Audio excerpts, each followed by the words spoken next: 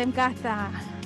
Bună ziua! Bine ați venit la Craiova, la evenimentul Life Education. Suntem într-un studio pe care, cu generozitate, librăria Elena Farago și ceaineria 𝗏𝗏𝗏𝗏 le-au pus la dispoziția noastră. Știu că vă alăturați nouă cam de peste tot din România și chiar din lume. Spuneți-ne în chat de unde sunteți sau în comentariile de pe Facebook dacă ne urmăriți live. Eu sunt 𝗀𝗲𝗂 și cu mare entuziasm vă invit să petrecem câteva ore de învățare, de încurajare și de împreună pentru o educație cu impact. Hello, everybody. I am 𝗀𝗲𝗂 and I'm so excited to host our Life Education 4th event in this wonderful tea shop and bookstore, which we turned into a studio. We are in a small bookstore in Craiova, southwest Romania. And I'm so grateful for this place. I'm grateful for this event and the wonderful opportunity. And I'm grateful that you took the time to be here with us. Let us know where you're from in the Zoom chat or on Facebook. If you're watching us live on Facebook, we'd love to hear where you're from. And I'll just tell you a little bit about Life Education. It came into being 4 years ago, and we wanted to create a community of parents and teachers and students that share interactive space of inspired learning. At Fly High and Close to Youth here in Craiova, we believe that each child is unique, that all children have unique gifts and abilities. And it is our obligation as educators, whether we are parents or teachers, to nurture enough love and courage and creativity to the point that these wonderful kids unleash the powerful inner gifts and go out there and make a better world. And great learning and innovation happen in a community. And this is why we created the Life Education event. Thank you for joining.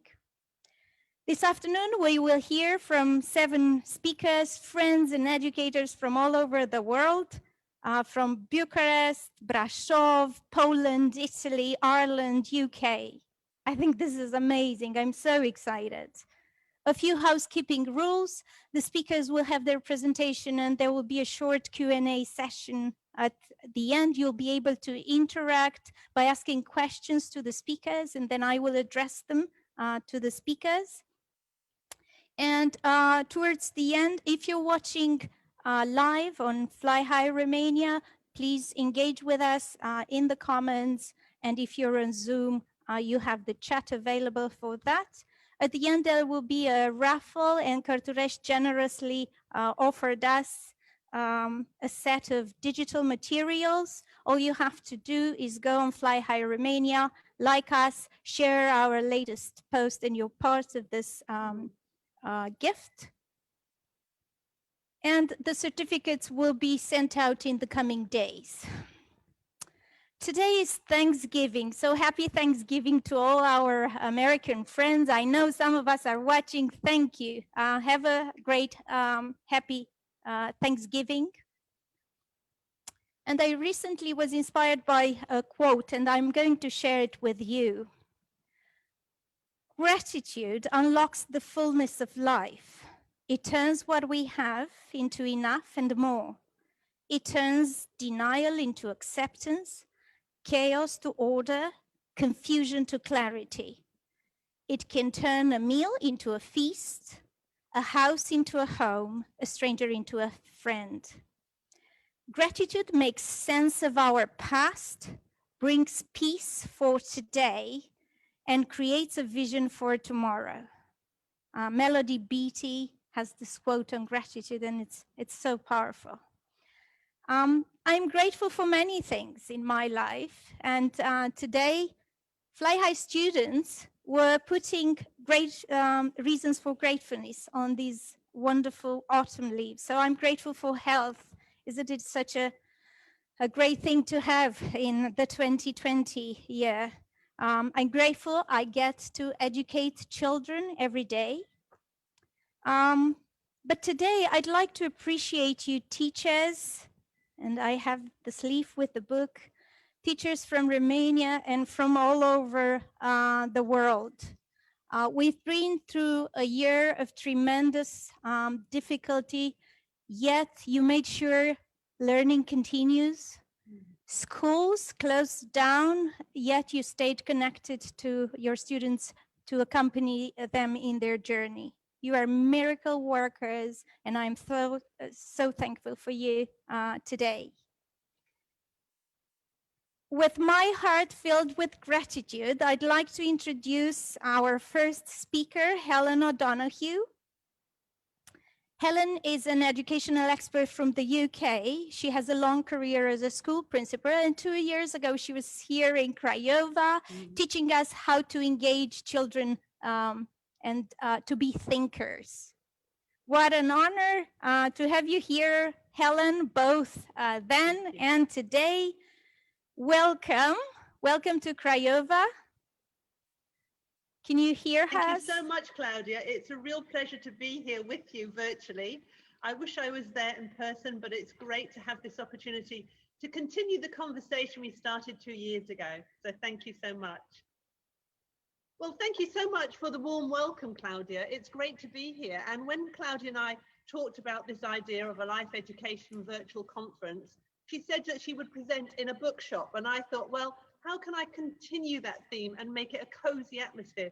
So I invite you into my lounge, into my living room, into my fireside chat. And that made me think about Franklin D. Roosevelt. During the Great Depression and in the Second World War, he projected fireside chats to the American people in the times of crisis. He gave them the voice of hope and the voice of optimism. And I hope these conversations that you're going to share this afternoon and this evening will also honor that. As you know, I am beside my fireplace, and for those of you in Romania or in the Netherlands or other parts of Europe, I have my shoes ready, waiting for St. Nicholas to come at the weekend to prove that I'm here waiting. But I think COVID-19 has presented us an opportunity, and that's the title of what I'm going to share with you. Never waste the opportunity to use a crisis.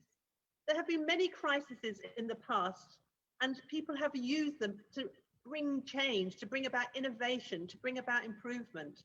That could be on an individual basis, like Steve Jobs, who many of you may know, got sacked from Apple, went on to Pixar, and then went back to Apple and was able to save them. Or even on a bigger scale, Rio Tinto, the mining firm in Africa, who was having problems with its workforce because of the abundance of AIDS and HIV, took on a health program to offer counseling and TB checking. So I think when we have this, we are living in a unique time to think about how we can use this crisis as an opportunity. But first, I would like to honor the words that Claudia shared with. It is American Thanksgiving for those people who are listening globally, or those people that honor that feast and that festival, to thank all the teachers and the educators who have not only been continuing to provide teaching and learning for the children, either online, hybrid, or face-to-face, but also for you making this time this evening or this afternoon or this morning, wherever you are in the world. And to thank our host, Claudia, and Life Education for making this possible. So let's begin our journey and begin our conversation. And in the words that we probably never even heard before, I'm going to share my screen and share some thoughts that I have with you. My talk revolves around why our learning from this pandemic must inform our education strategy for the future. We need to look at it differently. So welcome. Lovely to see you all again. Some of you, as I said, met 2 years ago. My name is Helen O'Donoghue. I'm the director of Sunridge Associates, and I have the privilege and honor of working with schools around the world, helping them to support improving learning with the desire to make better outcomes for our students in the future. So let's pause and reflect and think about the dawn of 2020 on the 1st of January 2020. Who knew what that would bring? Many of us made New Year's resolutions. Many of us thought about eating a better diet, giving up smoking, or even taking exercise on a daily basis. And it is in fact that last one of taking exercise on a daily basis Who knew that would be such a luxury when we came to lockdown? I certainly know I felt the value of my daily walk that I was permitted to do and how that helped me with my well-being. But the 1st of January 2020 seems like a long time ago. And in that time, you know, we are startled by the statistics. Here are some that I would like to share with you from UNICEF. By 30th of September 2020, over 1,000 billion learners are currently affected due to school closures in response to the pandemic. And according to UNICEF, 53 countries are still implementing nationwide closures. Some schools are operating hybrid and some schools are opening. This is startling facts that none of us could have imagined on the 1st of January 2020.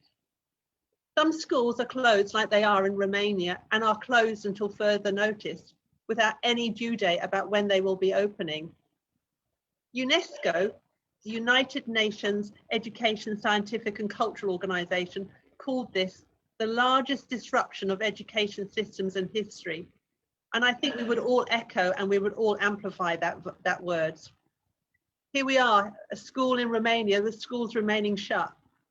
But again, thanks to those educators who actually took the initiative and continue to provide teaching and learning for those young people and their children throughout the lockdown, and continue to do that throughout the lockdown. Some of you may have seen this in the news, and I picked this up just at the weekend. This is a school in Turin, and it's a young girl called Anita. The school is called the 𝗢'𝗿𝗄𝗃. I hope I've pronounced that correctly. Apologies to all the Italians out there. Where she felt it was her right. Learning at school is our right. They didn't want the continued learning online.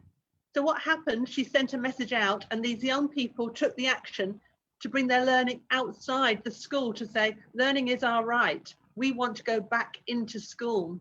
And that continues to be a voice of the student demonstration that is saying, we want something different. This is our entitlement.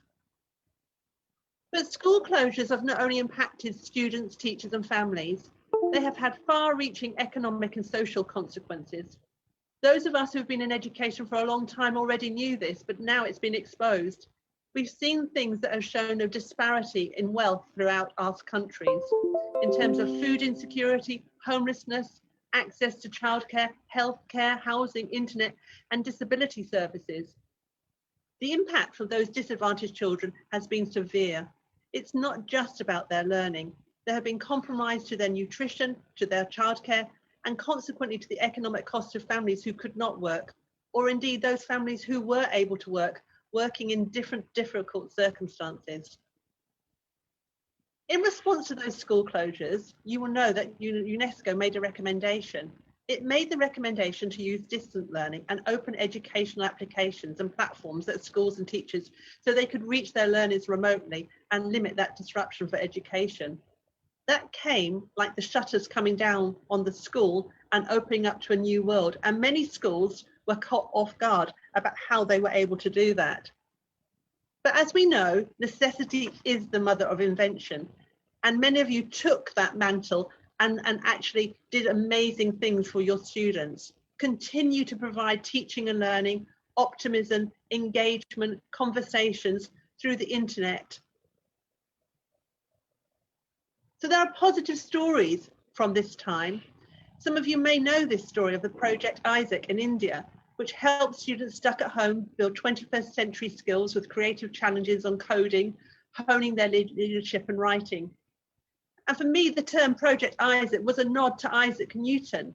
Some of you may or may not know, Isaac Newton 350 years ago was in confinement here in London. He was in confinement as a consequence of the Great Plague. And it was in that time that some of his greatest discoveries were made when he was sheltering. There are positive stories of teachers' agility and adaptability. There are stories of teachers' heroes delivering packed lunches to disadvantaged children during the lockdown. We had students taking greater ownership, becoming more self-directed and setting their own pace of learning. I've heard children tell me that the immediate feedback that they've got from their teachers has been more informed to help them improve. So there are many wonderful stories through this lockdown, with teachers taking one day at a time, 1 week at a time, to provide teaching and learning for their children. However, there are negative stories, and we are aware of those as well. those inequalities that I just described in children's learning. UNICEF now describes 150 million additional children living in multi-dimensional poverty without access to education, healthcare, housing, nutrition, sanitation, or water. We've had teacher exhaustion, we've had parental exhaustion or carer exhaustion, trying to make sense about what the child is trying to do at home, trying to understand the learning engagements, but maybe as well a curriculum relevance. Is it what our children need to be learning for 2020 and beyond? In the UK, what we have also discovered, since children have returned to school, there's been an increase of 38% of parents choosing to educate their children at home as a consequence. That's 80,000 more young people now being educated at home, and local authorities are finding that hard to oversee that. Part of that may be, I would challenge, about the curriculum relevance, and that's what this conversation is about that I'm going to start today. So we pause for a moment. We've had the rewind. We see where we are from the 1st of January here now until November the 26th, 2020. What will the future look like if we fast forward? Well, some of us may think about educational reform, and some of us have been involved in educational reform, or some of us have tried educational reform.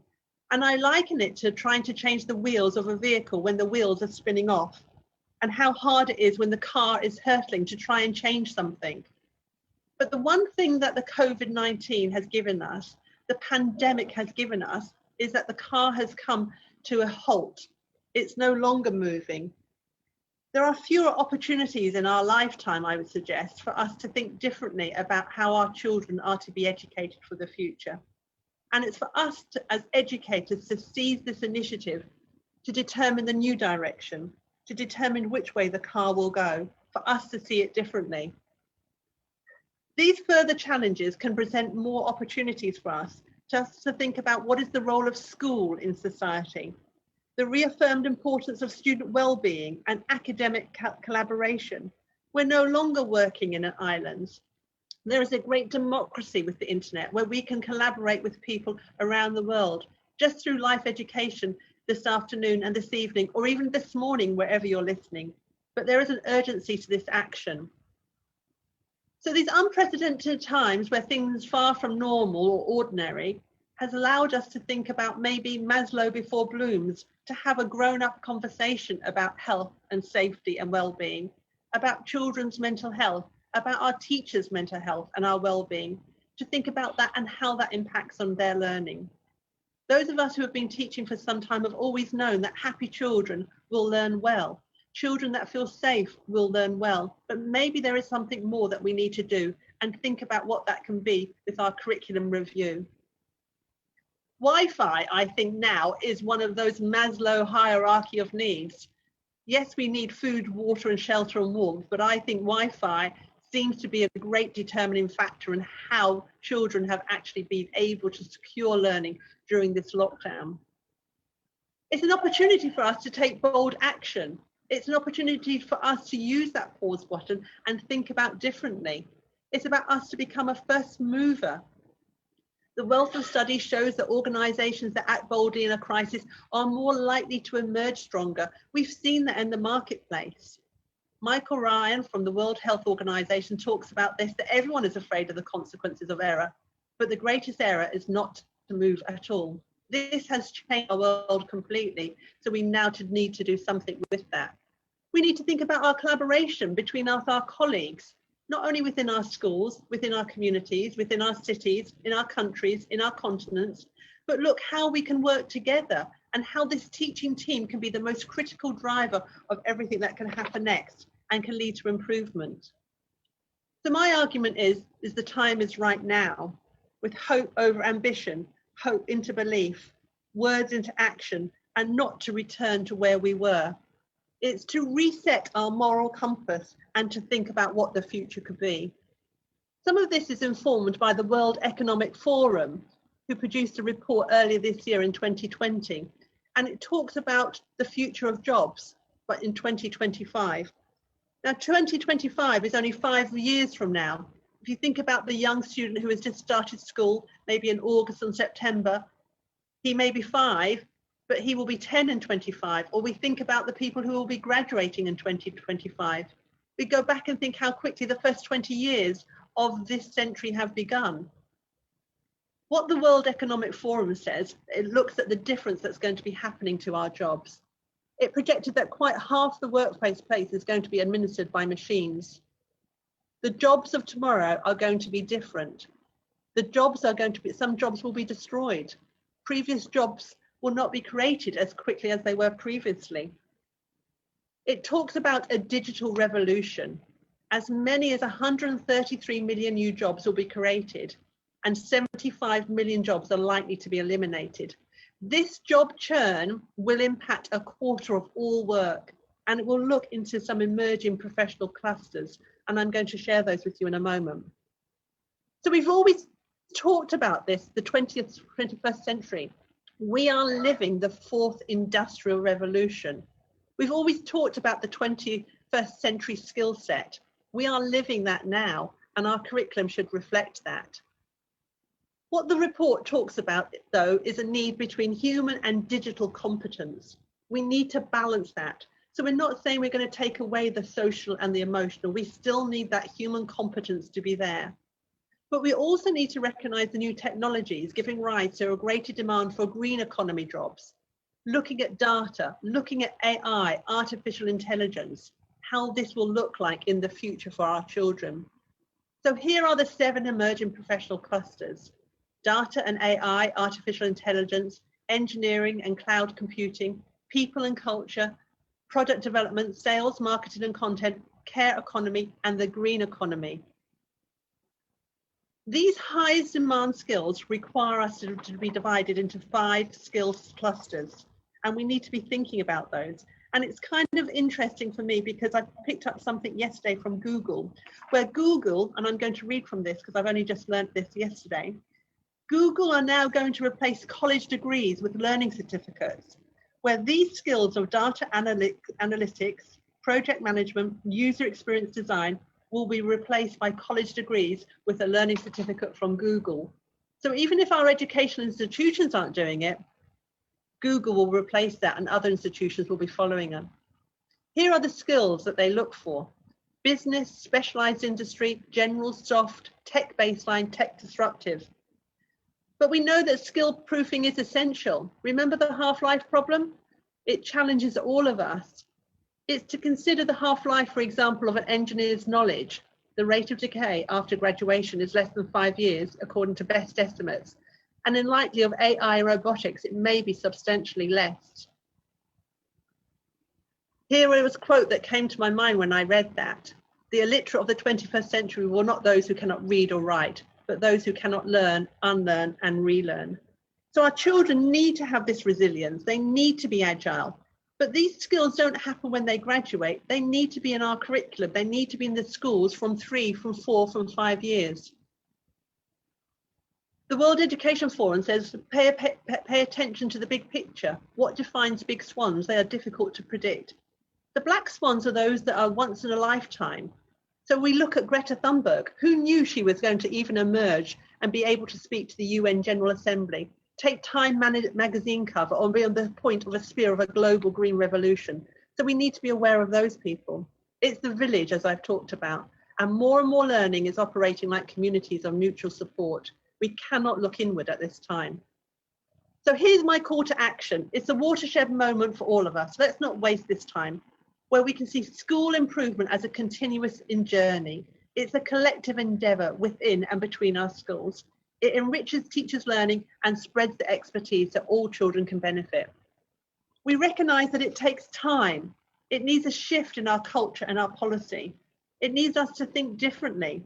I was speaking to an early years educator the other day, and they told me they were surprised that young children had returned to their early years setting more able to communicate, more able to listen. They had spent the lockdown with adults or with their siblings and being able to talk more freely.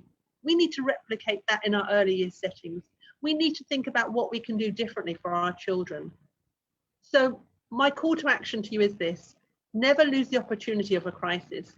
There are things we can learn in this messiness. We knew this. We don't want the one-size-fits-all factory model anymore. Let's construct a system that meets the children where they are and give them the opportunity to be successful in the future. We've known about those inequalities for a very, very long time. We've seen that, but suddenly we see these front page coverages about food deficits, inadequate access to health and mental health. We've seen the problems with housing. Us in education have always known that. What has happened here is a great tidal wave that came and sucked the water off the ocean floor, revealing the uncomfortable realities that has been underneath that for a long, long time. So the best we can do is to redesign our systems of child development and education. We need to look holistically at the entirety of our children's lives. We've got that opportunity now to do something different. We can deliver on a promise of equality and excellence for all our children. What would happen if our children were suddenly to own their own learning, their own creativity? They could become cool, geeky interests. They can develop this growth mindset. They can learn project management. They can become explorers. They can become system thinkers. They can really think outside the box. So let's start with the why from Simon Sinek and think why are schools? And it can be as simple as everyone succeeds and students first. The clarity of vision and the why gives us a positive learning culture. It brings clarity to our freedom. It becomes evidence and data informed. It avoids the rabbit holes that we are not going to repeat the same things again. So let's reimagine the future with informed choices and think about what John Dewey said to us. If we teach today's students as we taught them yesterday, we rob them of tomorrow. So I urge you to learn from the pandemic to inform future education strategy. Be courageous at this time. Honour the great work of Ken Robinson, who sadly passed away this year, with creativity. He said, we are educating people out of their creative capacities. I believe this passionately, that we don't grow into creativity, we grow out of it, or we get educated out of it. So let's keep creative and optimistic. My one word of remaining for this presentation, and I know the word is very similar in Romanian, is optimist. Let's be optimistic and be hopeful, and let's take this opportunity. Let's think about our just next step and what we can do.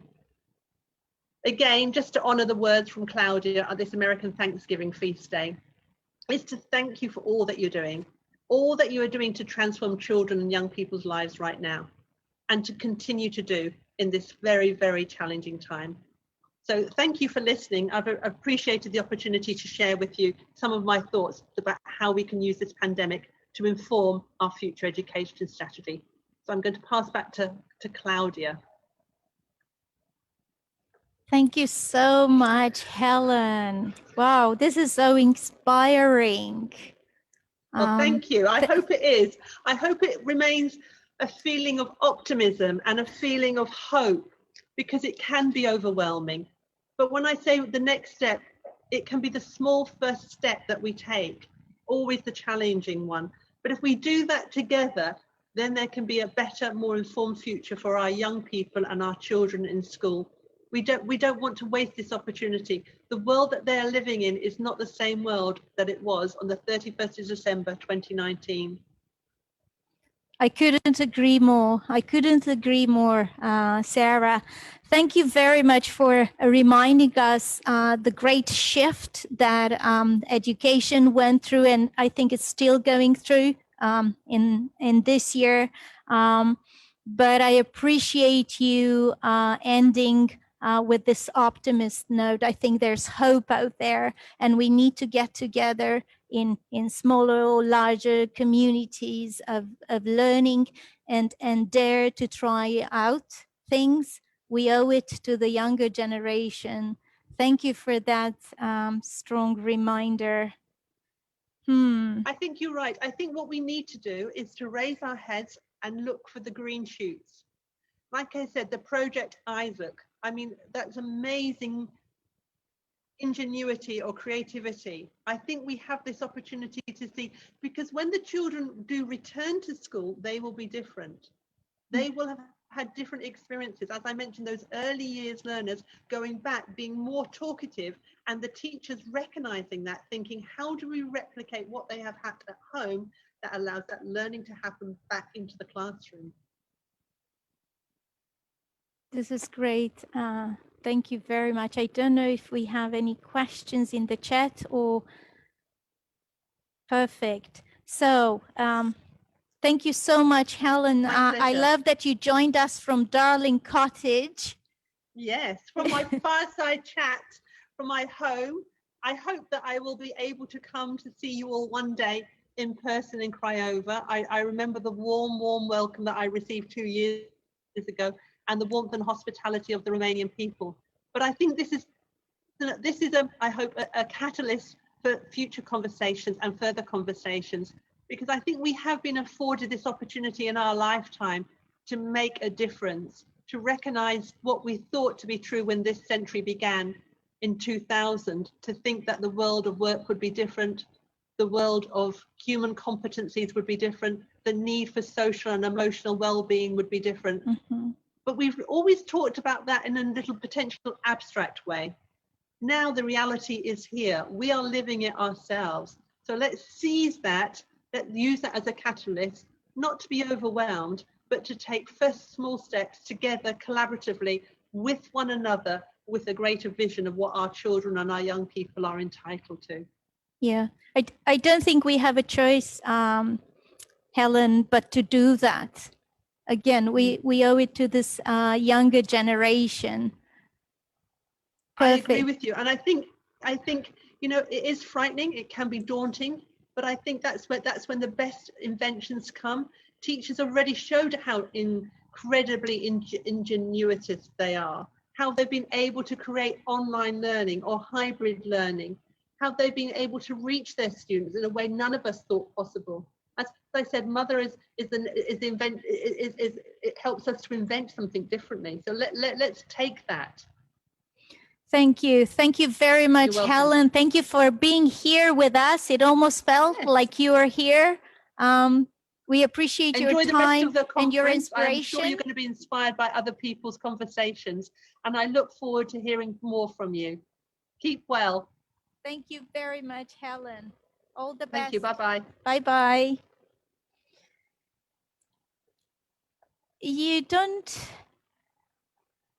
have to be an English teacher to know that Cambridge is a globally recognized institution and a mark of excellence in learning.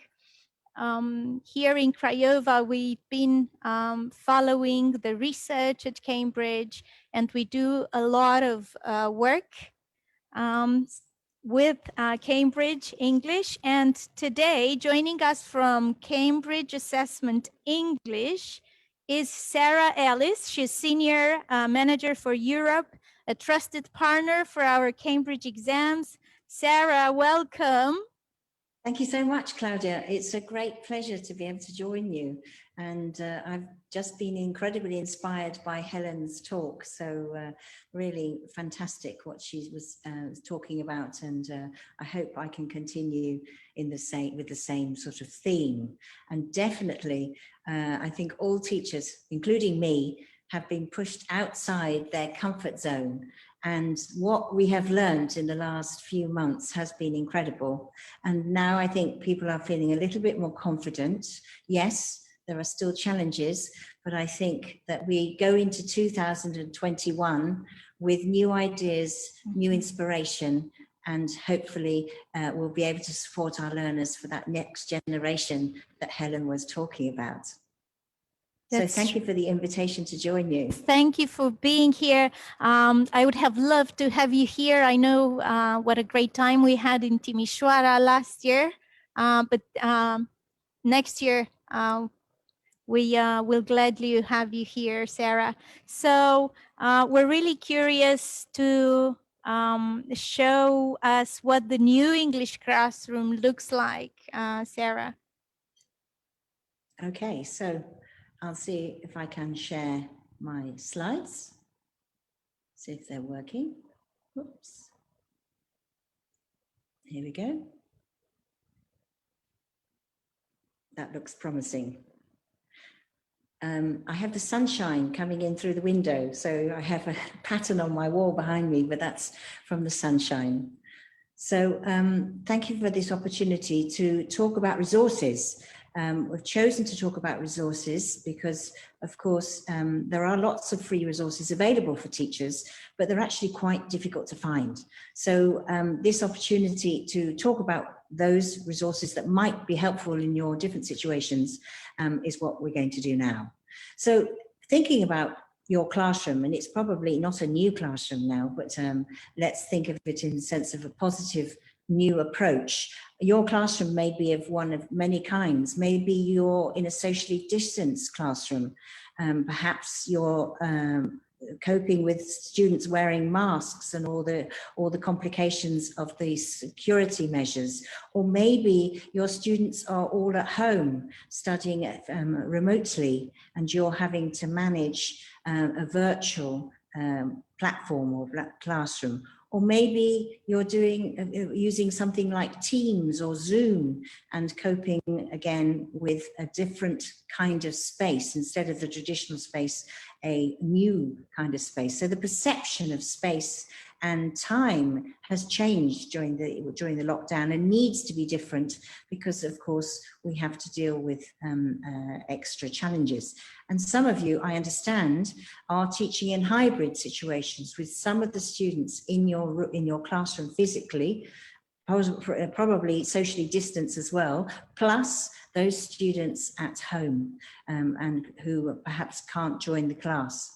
So there are lots of challenges at the moment, and what Cambridge has tried to do is provide resources. So some of you may be familiar with resources, but I hope we may uncover something that you haven't seen before. And if you're not familiar with the resources, these are resources to use in general, whether you're preparing for a Cambridge English qualification or not. And one of the messages is, of course, is that we can continue preparing for the exams because, of course, it helps motivate our students to keep going and help teachers also have direction and a step-by-step approach to supporting our students. So what we're going to do is have a look at these new resources. Now, they're available on the UK website, but they're also available on the Romanian website. So you can see them in both versions. So basically, this website is full of information about advice and activities. And the challenge, and I'm going to say it, is sometimes finding the material. So this is the idea of taking you through very quickly so you get a good idea of what's there, so you know that they exist and perhaps have a better idea where to find them at the end of the presentation. So the basic system is that they're divided into different sections. Now, some of the sections are more obvious than others, and some of them you have to know it's in that section or you won't be able to find it again. So the idea is that I'll show you these resources, which I hope will offer you a variety of different activities, whether you're teaching in a hybrid context, online, or even face-to-face. And as I said, you can have it in the English version or, of course, in the Romanian version as well. Of course, there are many challenges, and I think let's start with the challenge of perhaps of the hybrid class and the social distancing, which is the first section of the website here. But here you'll find tips and strategies for that socially distanced classroom, and I think you have to add the hybrid situation too. And some of them are really practical. So of course there are some difficult problems when you can't sit together or you can't be close. And some of the typical challenges are in these tips sheets. And you can see some of those there, of course, not being able to manage an open class discussion because of the challenges of the space. But there are some really useful tips, very practical ones. For example, when it's not possible to do pair work or group work, maybe you don't have Zoom where you can use breakout rooms. Of course, you might have to do them as open class discussions, whether that's in the physical classroom or in the virtual classroom. So, of course, it's just simple things like remembering to build confidence in that preparation stage. I think somehow speaking in front of people in a virtual classroom sometimes can be more challenging than in the face-to-face classroom. So very simple tips of how you might deal with that, including how to deal with materials, because of course touching materials can be an issue. So if you're in the face-to-face classroom, you might be using dictation techniques that you maybe haven't used for a while. One of my favorites is the one they're suggesting of using dictogloss. So you dictate and they have to kind of summarize what you say rather than actually write down every single word. So there are actually interesting activities that we can exploit the challenge and turn them into a real positive. And I think that's what this is about. And there are obviously the references to resources to take you away from the Cambridge website into other resources as well, but quick and easy to find. Monitoring and feedback has huge challenges. And of course, having traffic lights is one of the ones that they suggest here, so that you have the students might be showing a color on their desk if they're in the physical space, and if they're virtually online, they might show the color. So red meaning I'm not ready to answer, green I'd like to say something, and yellow I'm not quite sure if I know the answer, etc. So you can actually physically show, and of course simple things like whiteboards, mini whiteboards that you hold up in front of the screen. Now, this will also take you to other practical ideas. I haven't got time to go through them all, but I want to point you in that direction.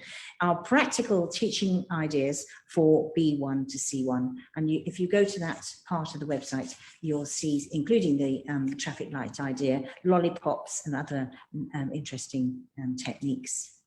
So staying with the socially distanced classroom, you might be surprised that this is actually where you need to go to find ideas for using posters. And so in that section, so socially distanced, you've got a whole series of new posters for A2 and B1. There are 3 at each level. These are just 4 of them, but there are actually 3 of them. And what's important is that they have created new activities. So if you were using them last year, fine, there are still the activities that you had last year, but a new set of materials have been created. And so I think they're great because, of course, it does everything for you and gives you all the material you might need. So they've got ideas for face-to-face, how you might use the poster face-to-face. This one, of course, is called Total Recall, and it's about using your memory to remember the vocabulary, but you can see that it's very carefully explained. But the nice thing is it also has a version to suggest how you might cope with it online. So again, if you're mixing online and in a hybrid context, you may find these really helpful. And also new are B2 posters. So these have only recently come out, and again there are 3. They're slightly different from the A2 and B1s because they have quotation on them. So you've got a kind of discussion topic. And the topics are obviously related to B2 level vocabulary. So you've got typically the environment. And there is actually a very interesting one on entertainment and some really inspiring quotations that can get your students discussing. And the reason I like the B2 ones is because it's a good way to focus on phrasal verbs. Each poster has a group of phrasal verbs, chosen, of course, very carefully relevant to the B2 level. And there are, of course, plans like with A2 and B1, but they're slightly different. They again have they have the lesson plan, but they also have supplementary material that goes with the poster. Of course, there's always a clear aim to the lesson and what you would cover with that particular activity related to that particular poster. And also useful is there some socially distanced options which might be inspiring if you're looking for different ways to cope with that challenge. And of course, what's great is that all the materials there for you. So you've got the vocabulary focus, you've got the exercise and task, but you've also got some game-like activities like this is the bingo, of course, and the bingo cards can be distributed if you're in the physical classroom, and if they're not, of course, you can get students to create their own bingo cards if you're going to do it in a different way or in a socially distanced classroom. But there are the bingo's caller card, as they call it, and again, you can see how the questions, called out the questions, students look for their bingo card and obviously play the game. And if you want to create your own, you can create your own poster perhaps, or get your students to create a poster. One of the things I really like about digital is you can get them to create their own poster and their own vocabulary set, and perhaps phrasal verbs related to the topic. Then you can use this app to make bingo cards with the relevant words. So again, it's much more flexible. So the actual lesson plan gives you these ideas. Emotion support, very briefly, is to actually give you some real helpful tips about well-being and considerations perhaps for a variety of differentiation, etc. And also there are some really directly related to lockdown. There are some lesson plans which talk about the topic, get the students working on language around the topic of lockdown. And you can see there is actually a lesson plan at B1 and B2 and C1 level, and other ideas like creating a motivational wall, etc. So again, if you're looking for inspiration, that's about the emotional support. We move on to the third section, going back to the classroom. And you can see what I mean by it's not always logical, what's in which. And this is where you're going to find lesson plan materials. Now, there are two sections. The self-access study materials are probably the newest, but there are also lesson plans which have been, let's say, adapted to also include suggestions for online. So you've got two sections there. And again, you can see that they cover with lesson plans from young learners, but for self-access, they're obviously considering the age of the students would generally not be doing self-study below A2. And what's nice about the self-study, they look like lesson plans, but they're designed for the student to use. And the student, it takes the student through really clear steps. So again, when you're first using with the students, you may decide to do some of this together, but with more experienced students, you obviously know you've got this material that will guide them through step by step, getting them to do also some integrated work, like, for example, doing some research before writing. So you're stimulating the integrated approach with ideas, and of course, very topical. Again, you can see this is also related to the poster. And again, it guides the students to think, thinking about their planning, do 1, 2, 3, 4. So it's almost as if you were there to support them as they go through this lesson plan. Scaffolding for writing, what do they need to remember? It's all there, but written in a way that is designed to be a bit more student friendly. This is a B2 one, so it's a little bit more difficult, but obviously the A2 and B1 have the language has been chosen suitably for the levels.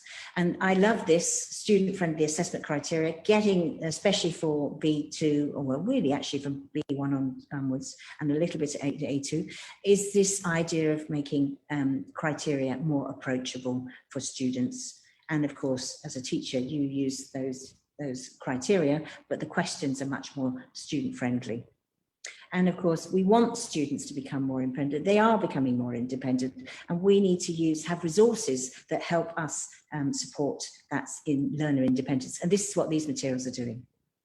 The lesson plans, as I said, have these online options. So you can obviously look at any skill, any part of if you're looking at the Cambridge English qualifications, you can look at different parts of the test and find a nice lesson plan that goes with it. So speaking, for example, online and offline options. So still in the going back to classroom section, you will also find some digital resources in that section, particularly things like Kahoot and the games and app section, also the digital teacher. The apps, if you haven't discovered them and are teaching young learners, then there are some specially designed Kahoot activities using the vocabulary list for young learners, and it's where Cambridge Assessment English have worked in collaboration with Kahoot. So it's all very easy to use, done for you, and absolutely relevant for the levels. And moving swiftly on, still in that section, you have some warmers which again are designed for primary and secondary and middle school. So you've got primary ones which also integrate with other resources like flashcards. It tells you where to find them. And at the lower secondary, there are very simple tasks which are easy to use, not a lot of preparation for the teacher, but to obviously engage at the beginning of the lesson. This is an example, the question dialogue. So we have a question, how are you? B has to answer with a question, and then A answers with another question. So they mustn't answer the question, they have to answer with a question. So it's quite fun. You have to kind of mentally think about it. So it's engaging from that point of view. And so here's an example. How are you? Why do you ask? Is it a strange question? Have you never thought of that before, etc. And it's actually quite challenging, but it's fun and it's a warmer. So it's easy. And that's the question dialogue one. And it's actually designed for upper secondary. But there are other ones like that. So understanding learners' levels, because of course, with the fact that we're teaching remotely, perhaps teachers don't feel quite so in touch with the differences between their students as much. So there are ideas for dealing with that, and you'll find them in this section. And I want to recommend 𝗦𝗿𝗵𝗂𝗵𝗺. There are lots of webinars to watch, but she is particularly knowledgeable and has amazing ideas about differentiation, which may be useful, not just returning in general. And you can also see there are other ideas, and particularly things like confidence checks, which I think are useful, just making sure that you're thinking about how students are feeling at the time, recognizing that being away from you is different. This slide shows you some of the latest material and the guides to assessing writing. Now, teachers often ask about writing, and Cambridge has produced these amazing guides. They have just released CE1. They've actually just released C2. It's actually A2 to C2 now. So very new. And they are brilliant because they get their tips for teacher assessment. So for yourself, thinking about assessment and some suggestions, and also self-assessment. So encouraging your students to develop those, that learner independence, and for them to do some peer assessment. So depending on your group. And again, there are some top tips for that, which are brilliant. In that section 2, you get exam lift. This is available A2 and B1 only at the moment, but B2 should come soon, we hope. Every day, students can download some activities with this free app, and they can focus on different parts of the tests. But obviously doesn't have to be taking the exam. But you can see as a teacher that some of them are specifically related. So phrasal verbs come back again, and you can see the activity on the screen that they're doing it as a game-like activity. So very motivating, and they get a score. But when they run out of the material, they have to wait 24 hours for the next amount. So they can't get too addicted, but it's nice, a little bit of material every day. So that's something to recommend. And then the big section for me is the Teaching English Online section, which takes you to the MOOC, which is on Future Learn. I know we've talked about this in Romania before, but for anybody who hasn't done it, it started on the 2nd of November, this round, but it's not too late to join, and you won't won't have lost any of the material. And if you join now, there is interaction in the MOOC. People are sharing ideas, really, which are kind of absolutely up to date. They share resources and ideas, as well as developing your skills for teaching online. And of course, it will be related to blended teaching as well. So just so you know, amazingly, at the moment, there are over 250,000 teachers or participants enrolled on the course. So you could be one too. So if you haven't already enrolled or would like to do it again, of course, it's no cost, only if you want to pay for a certificate at the end of it, but you don't have to, you can do it for yourself. It takes 4-week modules, but it actually is available over a longer period. So we recommend that highly. Staying with teaching online, you will find what we call digital posters. Now, if you're actually preparing for a particular level, you can choose one of these posters, and it's absolutely amazing because, let's just stop for a moment. At each level, there's a kind of checklist, and you click on any of those. So lesson plans for the classroom, word list, the picture book, in the case of young learners, the flashcards, it takes you directly to the material. And similarly, up to B2, you have the same digital. So it's worth it if you specifically want to look at a particular area and find all the materials together. There's no quicker way. Staying with online, you find, of course, I'm sure many of the people here today will have been using Cambridge English Write and Improve, but if you're not, it's so helpful to get your students to do writing online and to get feedback on their writing in 15 seconds. This is artificial intelligence. It's amazing, and it's developed over the last 12 years, and it's getting more and more rich. And you can design your own tasks if you want to, and you can, of course, encourage your students to do timed tasks while they actually and measure their progress.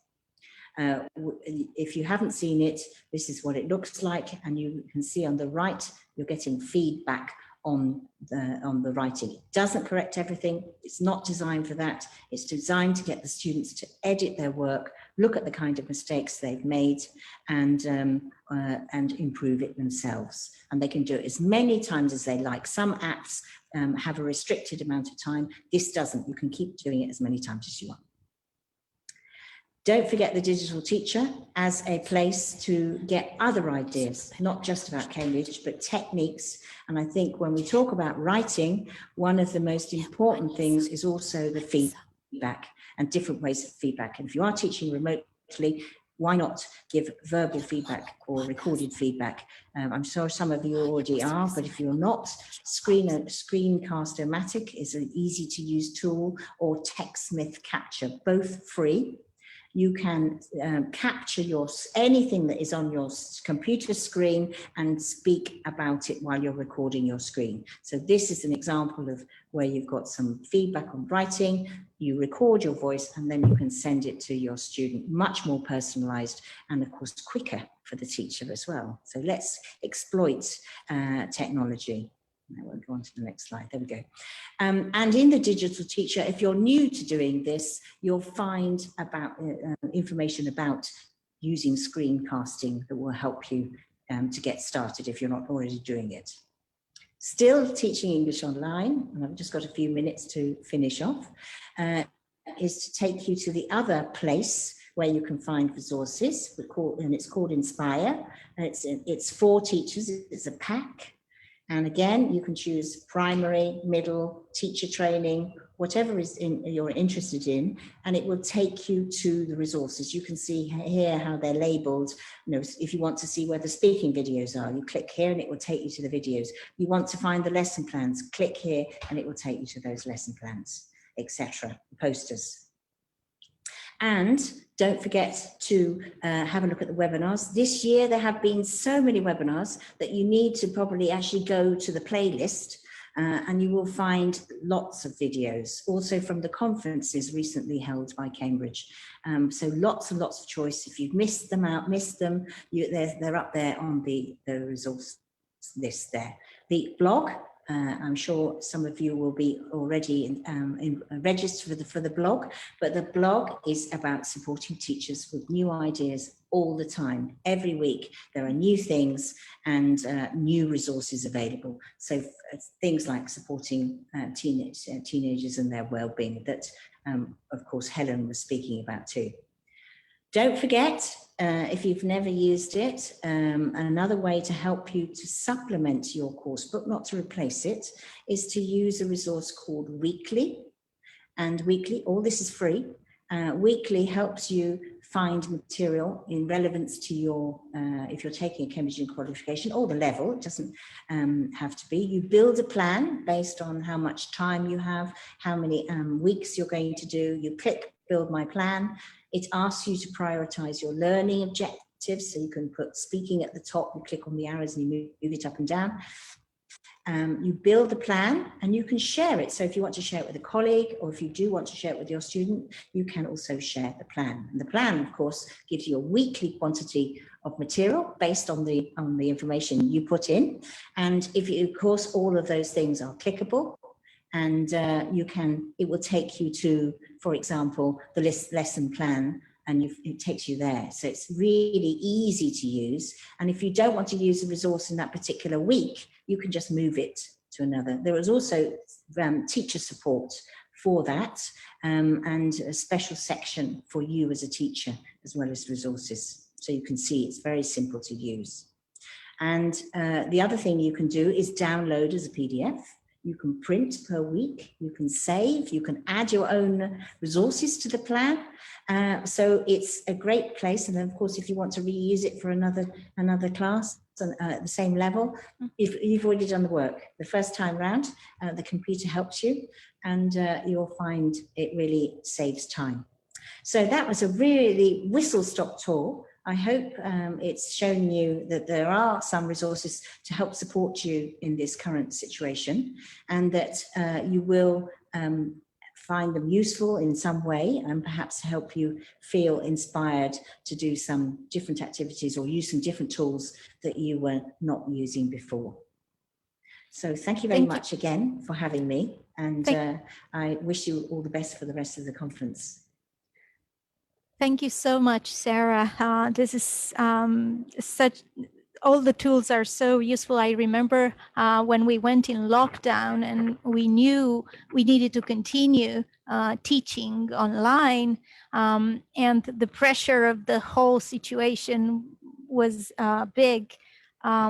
Cambridge provided immediately the webinars and the resources, and as teachers, that offered tremendous help in that. At least I remember back in March. And these are very, very great resources. I know they were shared in the chat with our participants. Please go in the chat and get your links for these wonderful resources. I've checked out Future Learn. I don't have enough time to take all the courses that are available for us there. This is very good, and we're grateful for all the learning opportunities that Cambridge makes available for us and for our students. And I'm pretty sure our teachers have more questions and would like more tips, but we'll kindly ask them to keep in touch with us, and we'll provide everything. You shared quite a lot, so this should be enough for us. Sarah, thank you once again for joining us. Thank you. We really appreciate. Good luck, and hope to see you in Romania soon. I hope so. Thank you very much. Thank you very much. Thank you. Bye-bye. Bye-bye, Sarah. We go to our next speaker, next person on the list, and I'm really happy to welcome Răzvan Orășanu. He is the president of the 𝗢'𝗏𝗄𝗏 Association. He's a Harvard graduate and a support of education that makes a difference. So he's here with us today in the Life Education Studio to present an opportunity for grade 10 teachers. Let's see if technology helps us. Welcome, Răzvan. Can you hear me? Hello? Hello, can you hear me? Okay, I can hear you. There seems to be a technical lag. So hello. Can you turn on your video, Răzvan, so we can see you? I'm not sure. I'm not sure why it doesn't work right now. So we can hear you. Would like to see you as well. I wouldn't want to take up everybody's time, and I would rather start speaking if you are agreeable. So you have about 10 minutes, with us, Razvan, so that's fine, but would like to see you.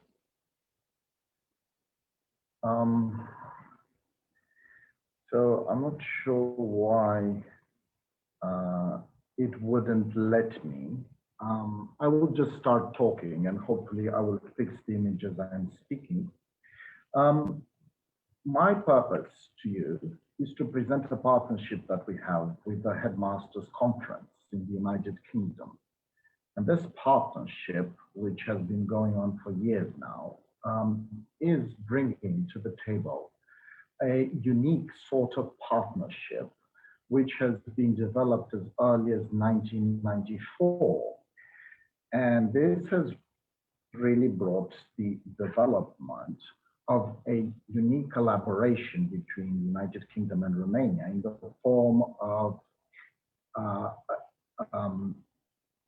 scholarships for high school students, for 10th graders, as we call them over here, which annually brings to the United Kingdom 9 very qualified scholars through this scheme. So we have HMC schools, which our partners in the UK are very aware about. And this partnership brings the best of Romanian scholars to the United Kingdom. And really a lot of them go on and do very good things. We've had Harvard graduates, we've had Cambridge graduates, Oxford graduates, and so on and so forth. So I just wanted to bring this scholarship scheme to your kind attention and to embed it in your very substantial discussions that you're having in this conference. And I'm very, very grateful for the opportunity to do so.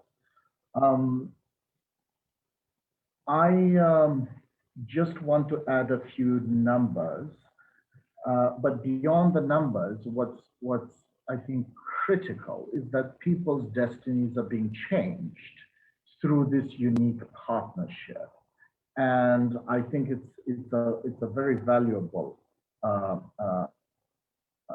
tool for collaboration, and I very much hope that this will go on. So my final point is really that I think there are very flexible modes of collaboration that you're trying to build in this conference.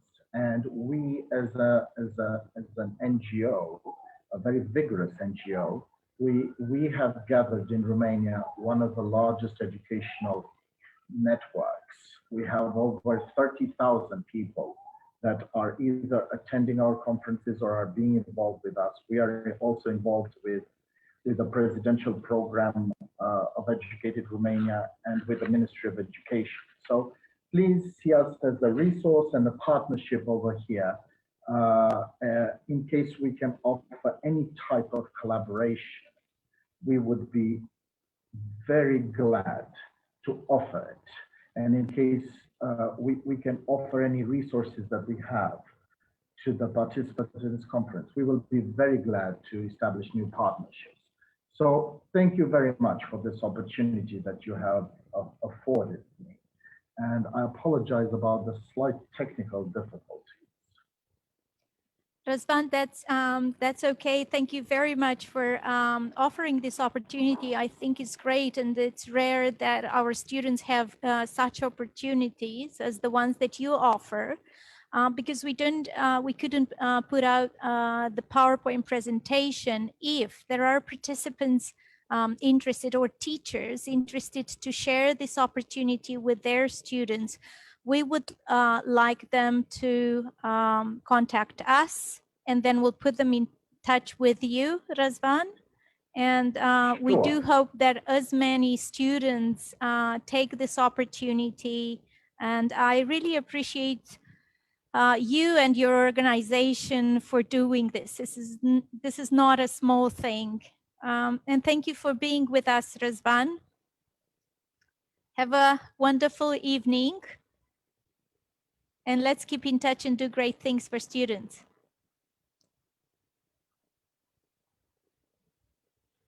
Thank you.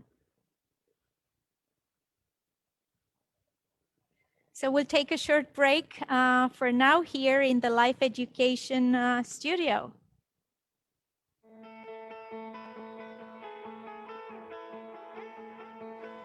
Imagine summer school where you learn English in a friendly environment.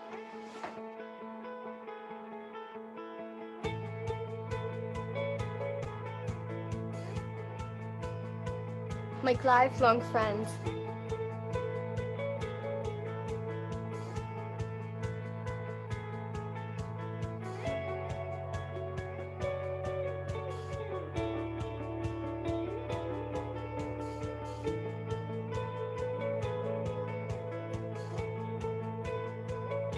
Learn English from great teachers.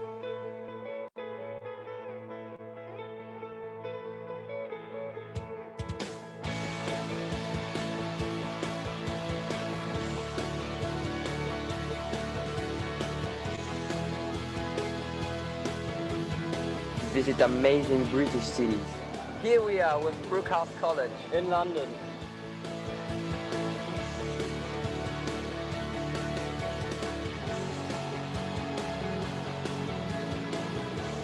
Where are you? Greenwich! Yeah! Big Bang! Hi, we're in London!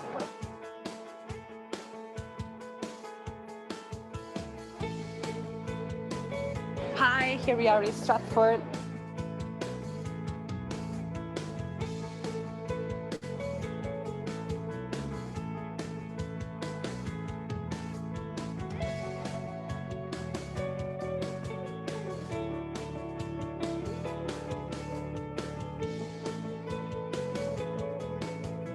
Have life-changing experiences. Learn filmmaking.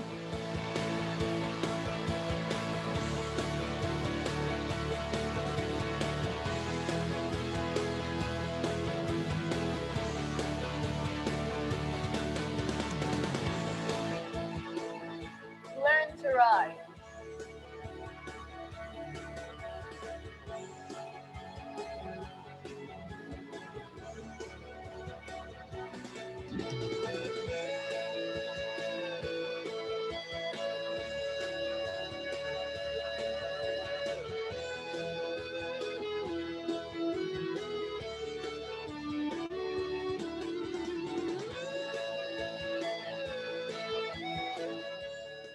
Play tennis.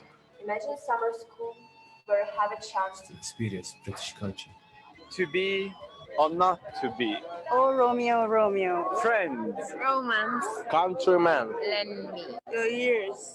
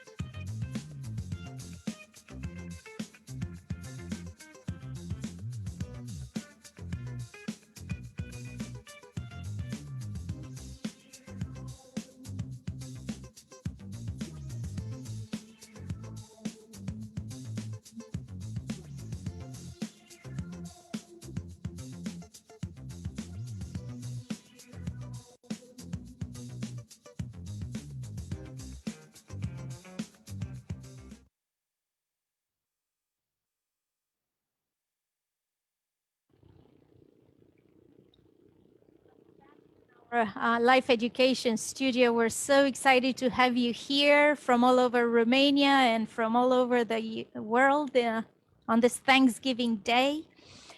Yes, as you've seen, in the summer, we usually take students to 𝗢'𝗿𝗄𝗃 College.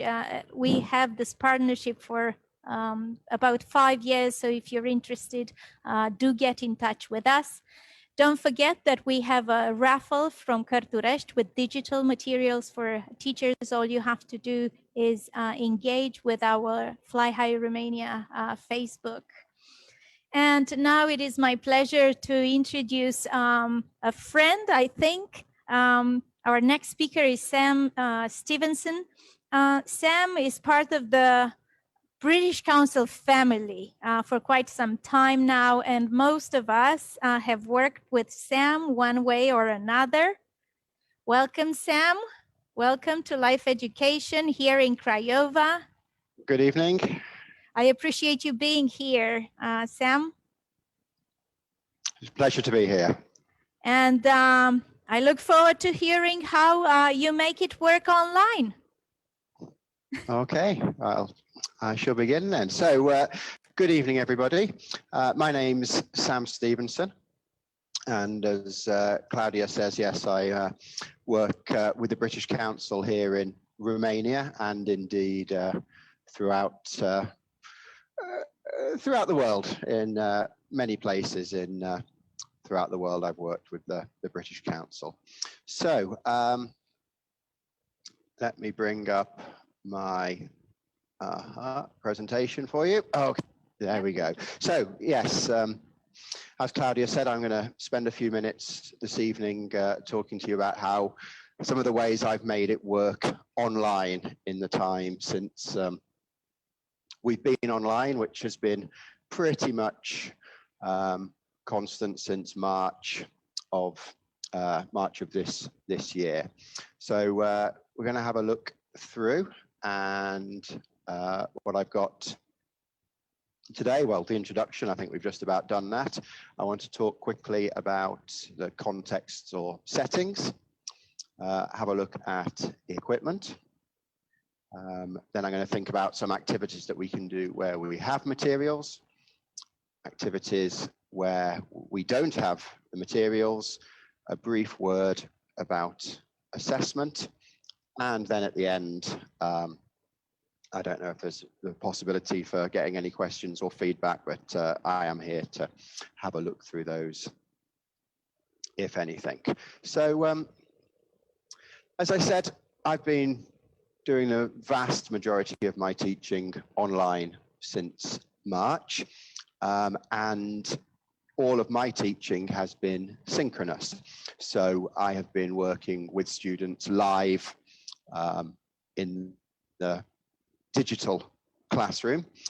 So I'm not really have anything further to add about asynchronous teaching, other than that something that probably happened before we went online anyway, in terms of exercises and worksheets or web activities that were given to students. So I'm going to be talking about what I've learned doing synchronous learning. And I know now, I think we're all working online, and indeed that's the main situation that I've been working in. So I've not had any live students in front of me. I know that many of you, perhaps those of you working in the state system in Romania, certainly in September, October, had hybrid classes where half of the class were in front of you and half were at home watching online. As I say, my experience has been all with online, so that's what I'm going to be focusing on. And I work for a private language institution based in Brașov, where the majority of my work has been. So I realize that means I have perhaps a greater degree of flexibility than maybe some people have in other contexts, and also I'm probably more fortunate in terms of equipment in some situations. So I want you to bear in mind that what I'm presenting here is hopefully the best case scenario, and I'm fully appreciative of the fact that there are situations where perfection is not possible. Perfection is not possible for me all of the time either, but trying to do the best we can with what we have. We need to think about the software and the hardware that we're using. We'll come on to the hardware in a minute. I'm sure all of us here are familiar with at least one, if not more, of either Zoom or Google Meet.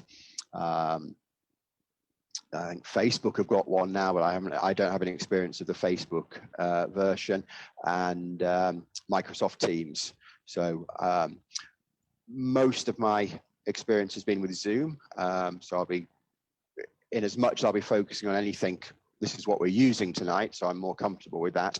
But most of these activities can be adapted to a greater or lesser degree with whatever system you happen to be using. Okay, so setting up, what do we need? Obviously, you need a way of getting onto the internet, whether that be a laptop or a mobile or a tablet. That goes hopefully without saying for most of us. But the key piece of equipment that I would say here, and I'm going to pull up for you, is what I'm wearing as well now. Oops, one further through, a headset. As teachers, I think the most important thing that we've got to give our students, especially in these times, is clarity, and the difference that having a headset makes really is worth the fairly modest investment that they are. It reduces any echo or feedback. I'm in quite a large empty room at the moment, and without the microphone there would be quite a bit of feedback. Plus when you've got the sound just coming out of computer speakers, then it often comes back through the microphone and we get echoes and reverberation. So if nothing else, I would say some sort of headset is a key investment. Other things that you need won't come as any surprise, I don't think, to anybody. Your materials, that you've got them in front of you, your course books or whatever you're working from. And even though we've got technology, I think a notebook and pen or pencil is still very important. So I always have that with me next to my desk in front of my computer. So that was a brief bit about equipment. I took this photo this morning. I've got, when I'm running the meeting, when I'm in charge, you can see I've got hopefully just above my screen there on the printer, I've got another phone. I'm able to do this. I always log in to meetings twice, once with my phone and once on my computer. That way, if I should lose connection for any reason, as a co-host, I'm still there and I'm still in control of the meeting. And I know that lots of teachers sometimes can be a little bit concerned about being in control. So that gives me a backup. And actually, I needed it this morning. I was teaching a class, and for whatever reason, my internet provider, it failed. But luckily, that I had the phone on, and so I could carry on with 4G, continuing the lesson. And another thing about the phone, you'll sort of notice the position of it as well. If we want our students to be as comfortable as possible, and I think we need to be as comfortable as possible.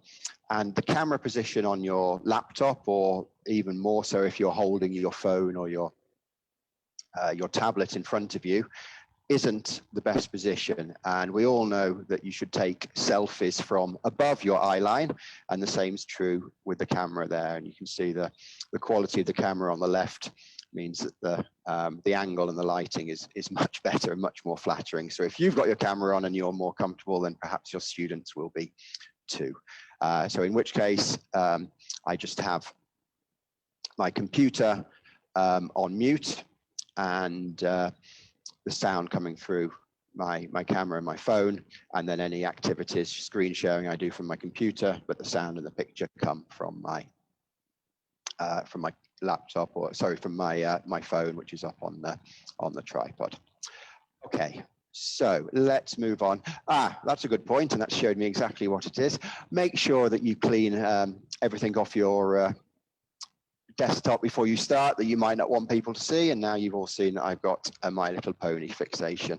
So that's a good tip. Clean your desktop and close unopened windows before we start. So let's have a look at some materials. And so this is an example of something that we can do when the students have the materials. So perhaps you started off the school year and you were able to get course books to the students beforehand, so they've got everything there that they need in front of them, or you were able to send out materials in packages once a week or once a month if you're doing copies, something like that. But the students have the materials. So I've really found that anything that you can, or most things that you can do in the classroom in terms of reading activities, listening activities and the grammar activities, etc., work fairly well online still if they've got the materials. There's not too much adaptations that are needed. It can be a little bit more difficult in terms of monitoring the students and seeing what they're doing, but there are some ways around that using breakout rooms, for example. So here we have a reading exercise from Headway Elementary. Actually, I was doing this with a group of adult students fairly recently. And I wanted to highlight this because I think this is one of the situations in which actually online learning a real advantage when we have jigsaw activities. So in this activity, hopefully you can see there's two texts about two famous people, which I'm sure many, if not all of you have heard of. And the students are required to do some exercises about one or the other. So this means that we can put them into breakout rooms, two large groups. So split your class in half, put them into two breakout rooms. One group reads the first text, the second group reads the second text. And if we move on, then in these large groups, they can answer the set of questions on the left in exercise 4, if you can see that then. So they're working together to correct those sentences, true or false. And then this is where I think online learning really helps, in that then you can regroup those two groups. So you put together one from A and one from B, so you've got half as many pairs as you've got students, and the students are then able to work through the other exercises. And where I think this is why I'm saying it's such a benefit being online, whenever we've done information gaps in real life with our students, I'm sure that you've come across one of several problems. If the students sit next to each other, then they just cheat and look at the other person's work. If you try and sit them facing each other, then it can get very noisy in class. If you sit them back to back, they can't hear each other. But I think the possibility of putting them in pairs in breakout rooms really lends itself very well to this type of activity. So any activity where there's an information gap, I found works well. We can see here a spot the difference type picture. If the students have the materials, as I said already, then great, they can just look at their particular picture. If they don't have the materials already, then what I found works well is to put into two breakout groups originally. And then if you've got pictures, photographs of what you want to work with, send it in private in a breakout group to the first group, join the second group, send the second picture privately to the second group. They can have a few minutes in their large group to discuss the picture, say what they can see, before you put them back into pairs with different pictures, as I said, to complete the activity. The one thing I'd say here is do make sure that you're sending photographs as JPEGs, because people will be accessing the lesson with different through different means. So by having a JPEG, keep it as simple as possible, everyone should be able to open the file and view it on their computer. So that's an example of one way in which an activity can be used when you don't have the materials available at the beginning. Okay, another activity that we can do, I'm sure many of you recognize this as a picture from movers, I think it is, the Cambridge Young Learners exam. So an activity I would do here is not to show the learners the picture, but simply to describe it fairly simply. And their task is to recreate the picture from the information that you're giving them. So very simply here, well, we can see a scene in a garden. It looks to be a sunny day, and a woman, perhaps a mum, is walking out of the door, walking along the path and carrying a tray of lemonade. And in the front of the picture, there's a red car with the boot open, etc. You get the idea. So describing the picture and asking the learners to recreate the pictures from their description. So you can either do it as I did there with me describing it to the whole class, or again, you could put them in pairs in breakout rooms and ask one half to describe one picture, swap over and get the other half to describe the other picture. All right, let's move on. Okay, yes, wow, a lot of text. Okay, I wouldn't be putting this text up on the screen again for the students, but doing an activity here, which some of you might know is a dictogloss. And again, this is something that I found works very well with the students, gets lots and lots of speaking from the students when they get put into pairs. For those of you who aren't aware, very briefly, a dictogloss involves you choosing a short text, no longer than that, I wouldn't have thought, a paragraph or so, either on a subject which you have, a topic which you've been working on or about to start working on, or you could choose a text that's more suitable to some grammar points that you've been working on that highlight that. And I'd read the text once, maybe twice at a fairly standard speed, and the students should listen and they should make notes, and they shouldn't try to write down every word. They wouldn't be able to, but they should make notes and try and get down some of the key words and listen for the key ideas. I'd then repair the students, and their job is to recreate a text, not the text, but a text from the words that they have. They should be trying to maintain the meaning of the text as far as possible, but also ensuring that the text that they write is logical, is coherent, shows good cohesion as well, and makes grammatical sense throughout. So it doesn't matter, it's not their task to recreate exactly, but to recreate a standard or an understandable text from the input that you've given them. Okay, so if we move on to the next activity that can work well, and this is something, I suppose this is something that could be done asynchronously as well, but I've done it synchronously in class.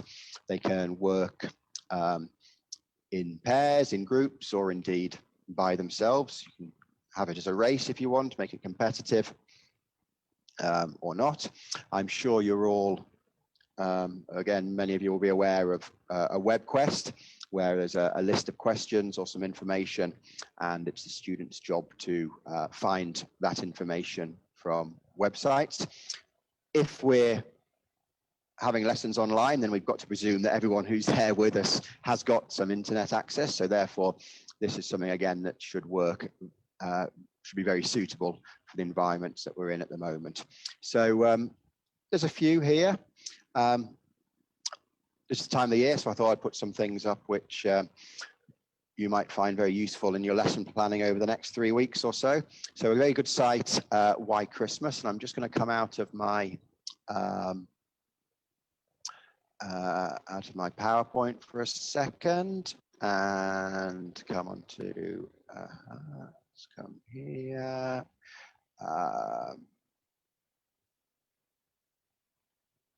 Minutes left or so. Oh, right. Okay. Okay. So let's go straight back to the straight back to the PowerPoint then.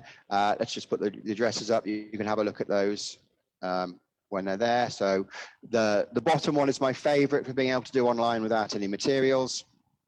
We'll leave that there. Okay, you're all aware of Kahoot. 𝗦𝗁 I find is better because it doesn't involve the students having two devices. One can be set up on 𝗦𝗁 and they can play it without needing to have a look at the screen for Kahoot. So 𝗦𝗁.org. I'm not sharing, sorry. What's happened here? Come back. No, okay, stop the share and bring back my PowerPoint. Sorry, there we go. Okay, so 𝗦𝗁.org, better than Kahoot, I think, in terms of the fact that it can be run for quizzes or assessment purposes without the need for two screens. All right, being as that's my time, it's gone a lot quicker than I was expected. I shall call it a day there. I hope that whistle-stop tour gave you some ideas and a little bit of places where you can find, excuse me, the mute button is your friend, some places where you can find some ideas and some inspiration, some help. So thank you all very much for your time. Thank you so much, Sam. This is very useful, a good reminder that our homes turned into classrooms and studios. I appreciate you sharing yours with us. The resources are really useful. I know my colleagues put those resources in the chat for our participants. Are there any questions that we take from the participants?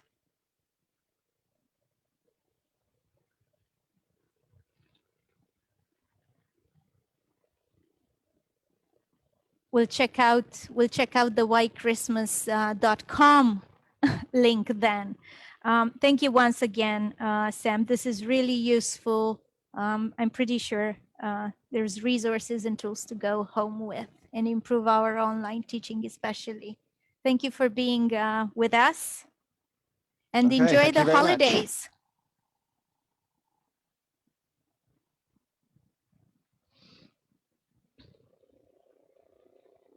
So our next speaker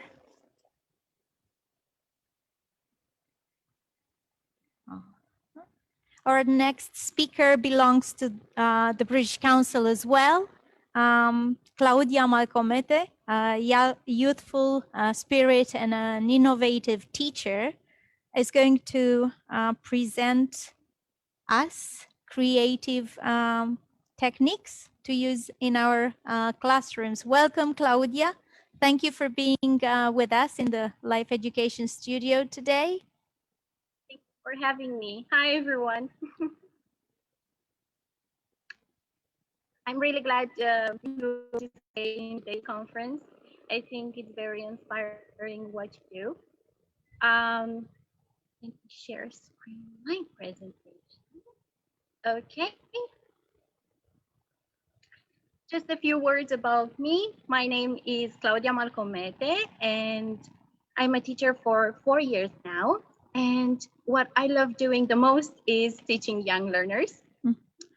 In today's session, we are going to have a look at some interactive websites that can help us make class projects more fun and creative, or even our presentations more interactive. I want to also specify that these activities are suitable for students older than 8 years old or students that are able to read and write. I'm sure you all know Kahoot and played various quizzes from there, but I wanted to share with you a very useful tool that they implemented since we started the online learning. So I want you to get your phones out and experiencing this together. So we're gonna play a round of Kahoot. Okay, let me share you the screen. There you go. I also put on the friendly nickname generator so we get people in quicker. All you have to do is go to this website and enter the pin. Can I play? I'm gonna wait for around 1 to 2 minutes and then I'm gonna start the game.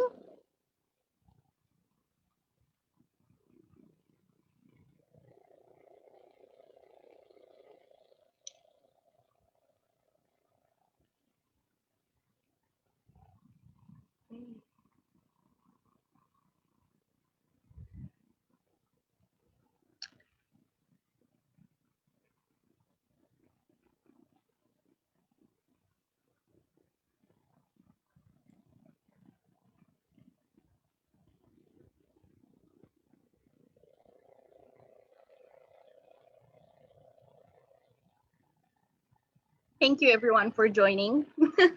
Yes, we're all excited to play Kahoot, just like our Yes, students. I think this game is good for every age. Yes.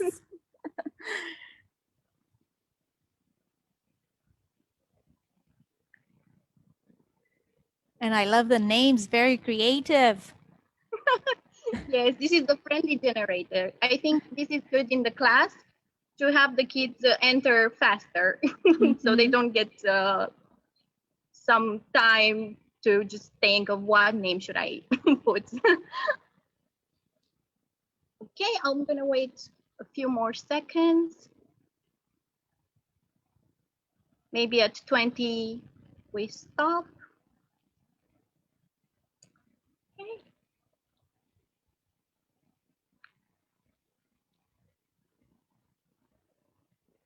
So join us if you want to be part of this Kahoot. Okay. Okay. Let's start. I'm sorry for the ones who didn't have time to enter.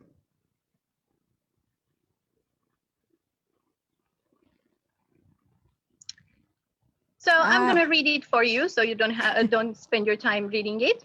We use the present simple to talk about routines, what you do every day or every week. We use the present continuous to talk about things you're doing right now. So let's see. Let's look at these questions. This sentence, I watch cartoons every day. What is it, present simple or present continuous?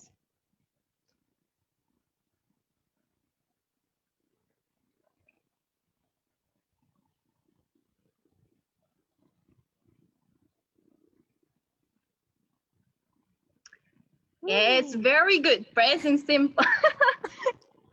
I already am a teacher. You can see me being excited here. Okay, now let's look at this sentence. I'm watching a film now. What is it? Present simple or present continuous? I can sense some teacher competition going on in the webinar.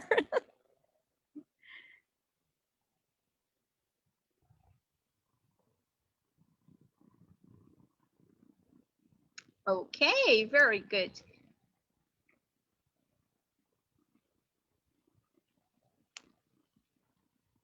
Now, for present simple, words that goes with it, and we will see when we have a sentence with present simple, are these.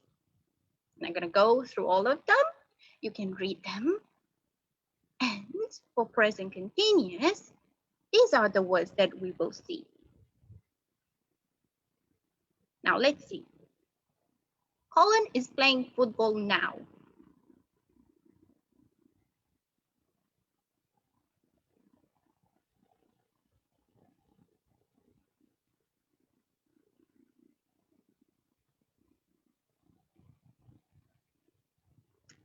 Okay. Oh, 𝗙𝗏𝗂 is still the first. Yes. Who's 𝗙𝗏𝗂? So the form for present continuous am, is or are plus verb plus ing. Now let's see, can you put this sentence in order?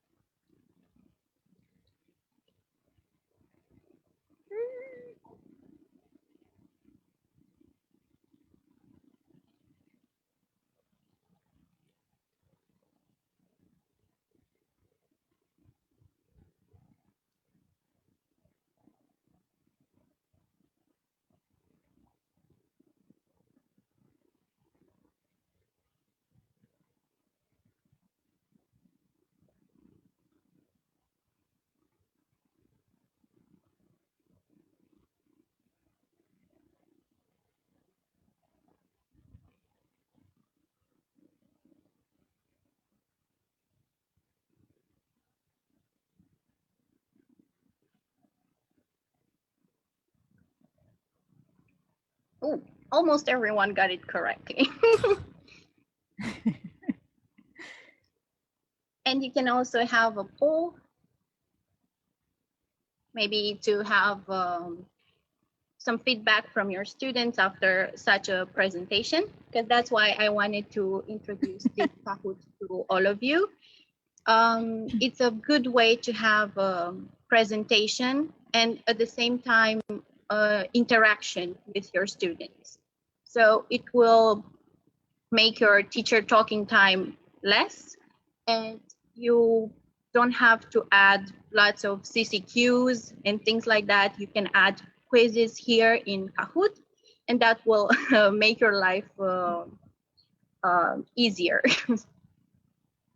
Let's see who is our big winner. Cute Dove, third place. Witty Tiger, second. And the winner is Friendly Knew It. Congratulations. Okay, well done. Okay, good. Thank you for joining my Kahoot. Now, I want to show you a task from a course book. So, what myths or legends do you remember from your childhood? Choose one and think about how you could retell it in English. Look up any words you're unsure of and make notes. So this is the task. And what I want you to do is, I want you to answer this question. What is your way of doing it? And I want you to also think about what interactive websites you use in your virtual class that can help resolve this task. And I want you to share them in the chat if possible. I'll give you 2 minutes to do so. So please write in the chat some of the websites or ways to do this task quickly. Let's say 2 to 3 minutes.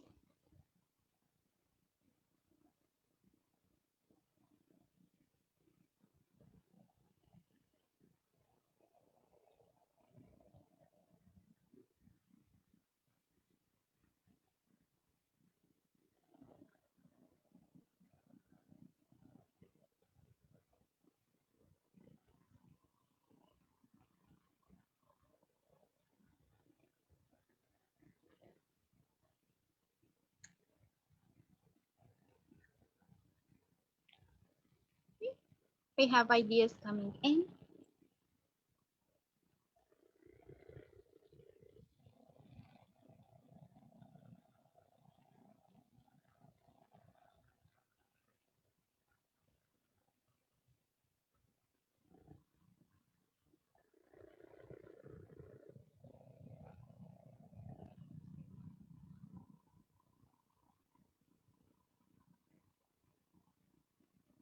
I'm gonna also put this back here. Maybe you can, so you can remember the task.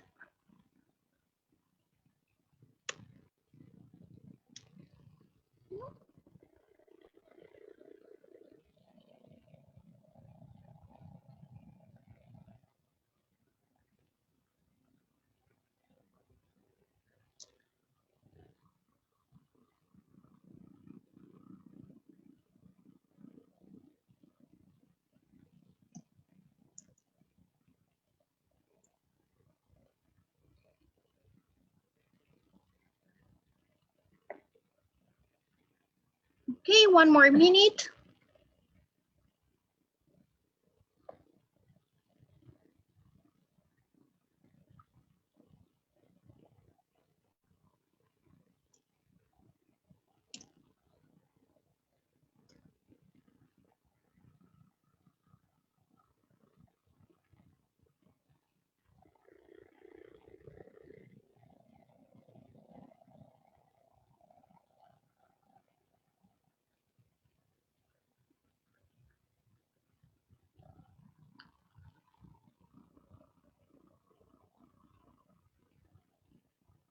Okay, thank you for sharing some ideas with me. I'm gonna share with you as well what I have here. So where I wrote all your ideas is a Padlet, and it's a very useful site that I use for brainstorming sessions, such as this one. And you can also use it in breakout rooms. So for that, I'll do like this. We're gonna have groups, and each breakout room is a group, and they can add their ideas under each section.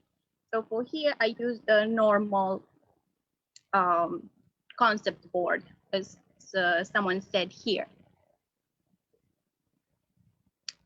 Now, because you were very nice and shared with me some ideas, I'm gonna share with you my way of doing this task.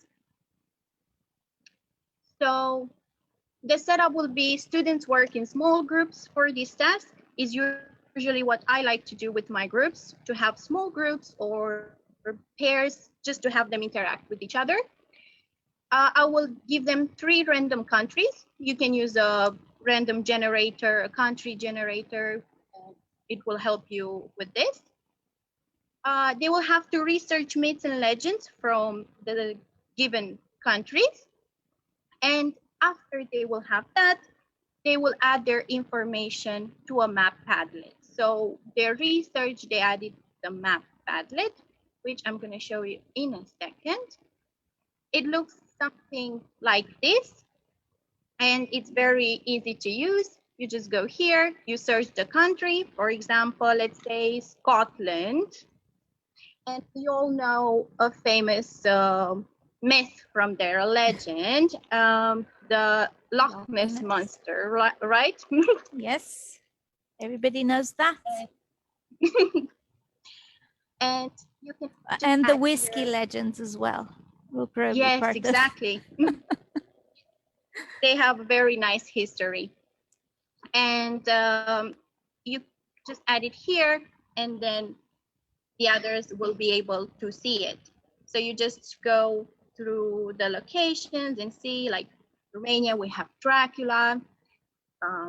United Kingdom has King Arthur, let's say, and so on. And after this, I will reorganize their groups. I will have them choose a myth that they would like to retell from the map, what sounds interesting for them, and then they will make their presentations. And for this, I want to show you different websites that you can use that for me were very, very interesting and creative. First of all, we have Canva. Canva looks like this.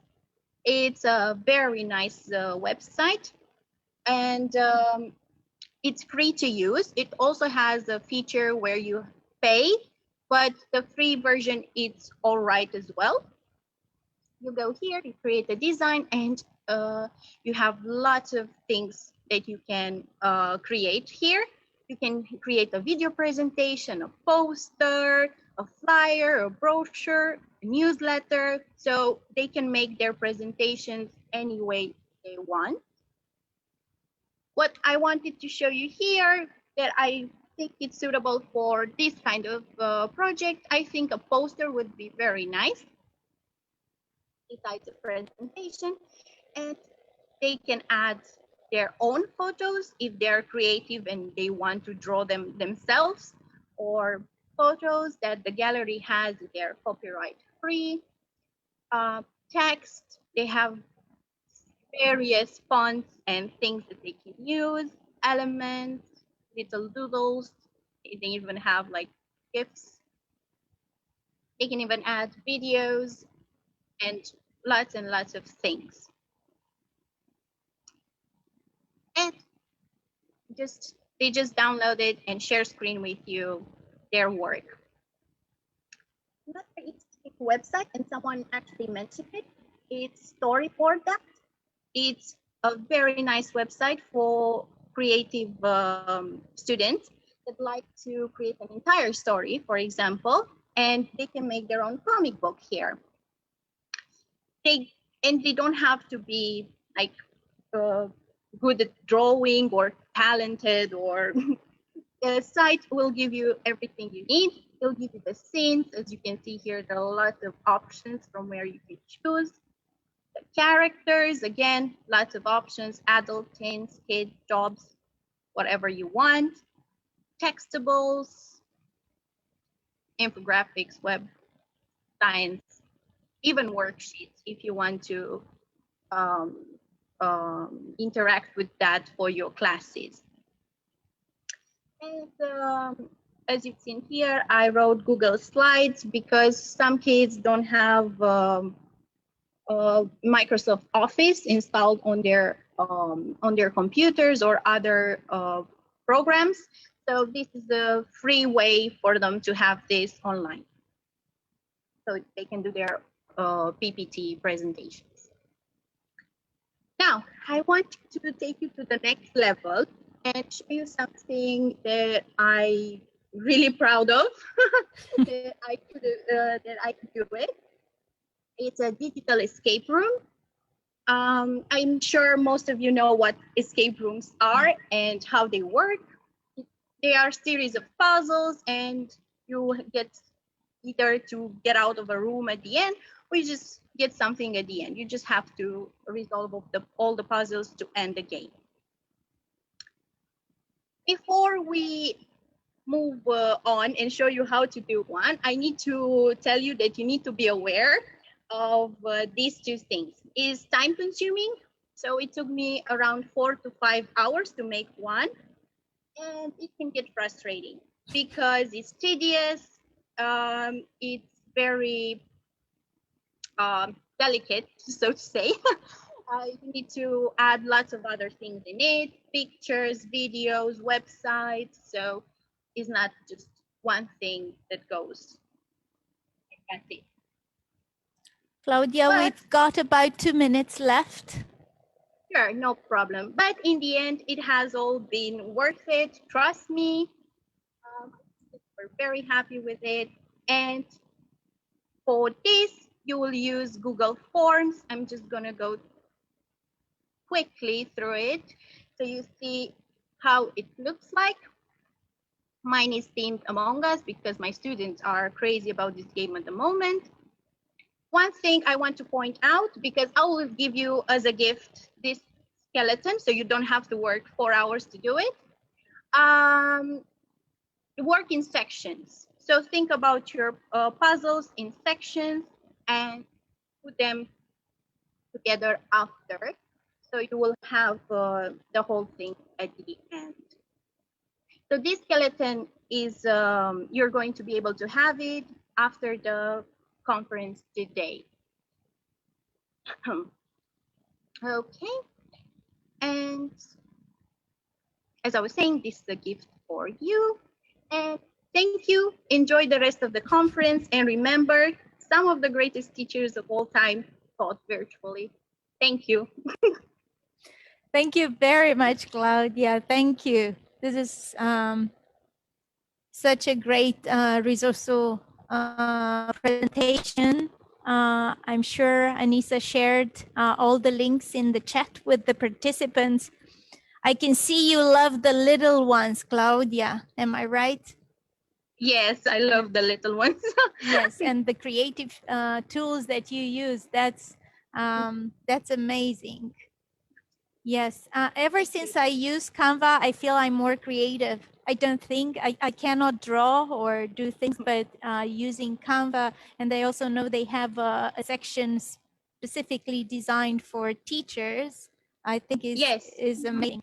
Yes, such an they incredible. have templates they can use, so it's a very good option when you do projects or any kind of presentations.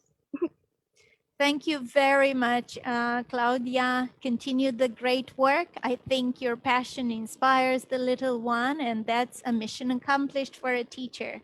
Thank you so much. Thank you. Thank you a lot. Thank you for having me today and let me share with the others this. You're always welcome. Okay, thank you so Thank much. you. Bye-bye, everyone. Bye-bye. So we will take a short break, but don't go too far. We have 2 more guests. After the break, Dr. Miriam O'Regan will be. I can't hear you now.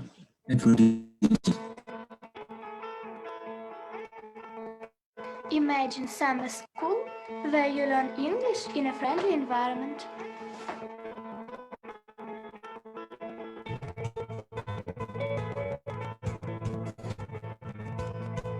Make lifelong friends.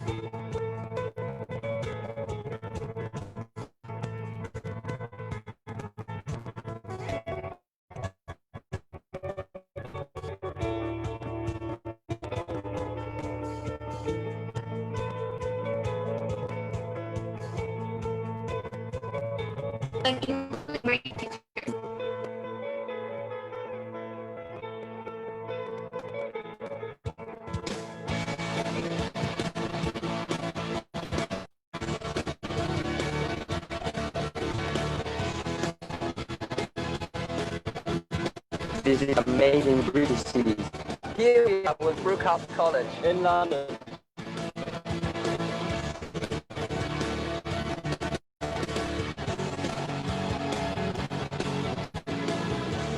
Where are you? Running! Yeah!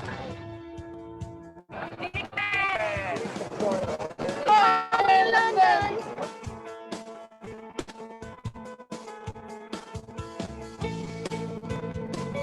Hi, here we are in Stratford.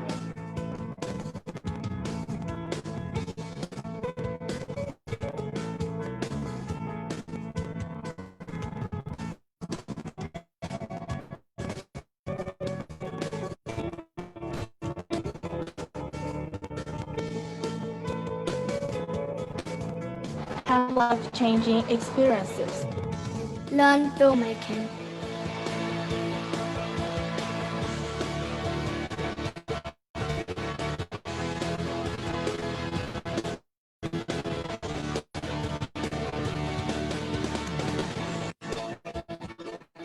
Learn to ride.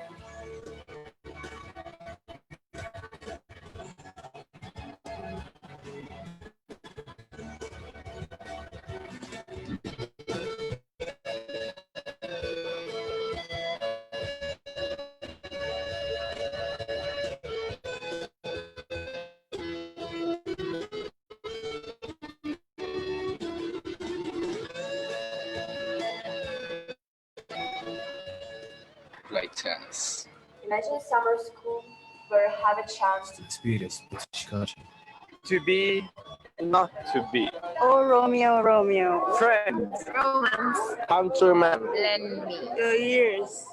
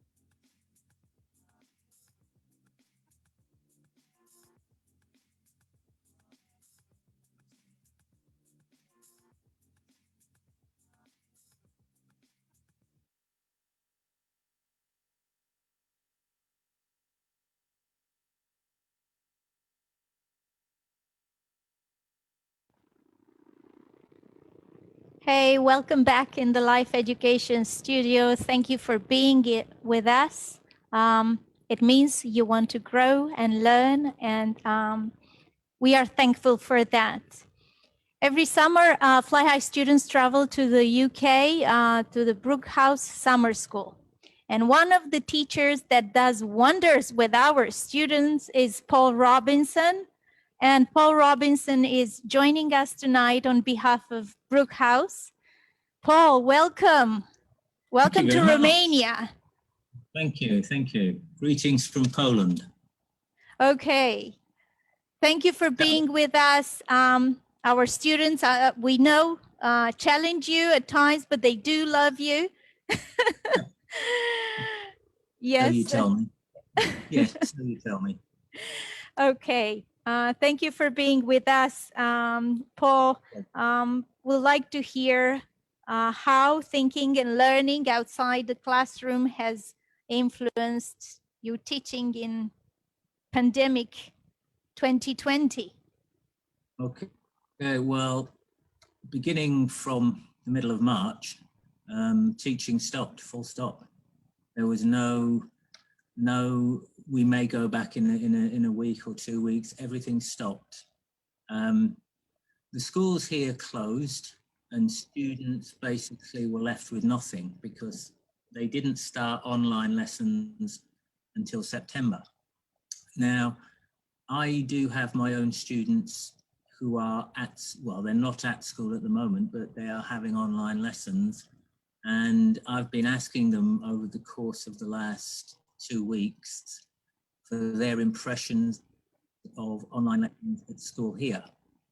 Now, I have to be honest and tell you that the reaction from them is not 100% positive because they miss, which I found very surprising, they actually miss school. They miss going to school. I think they miss seeing their friends more than a lot of other things, but I think they miss that contact of being able to actually speak face to face with the teacher. So, I mean, some of them say the teacher, when we want the teacher to go to repeat something, it never seems to get across to the teacher. They say, oh yes, we say, can you slow down? So the teacher just reads it again. And it's not what the students want. In Poland, they have to do a lot of note taking, I suppose, like every school.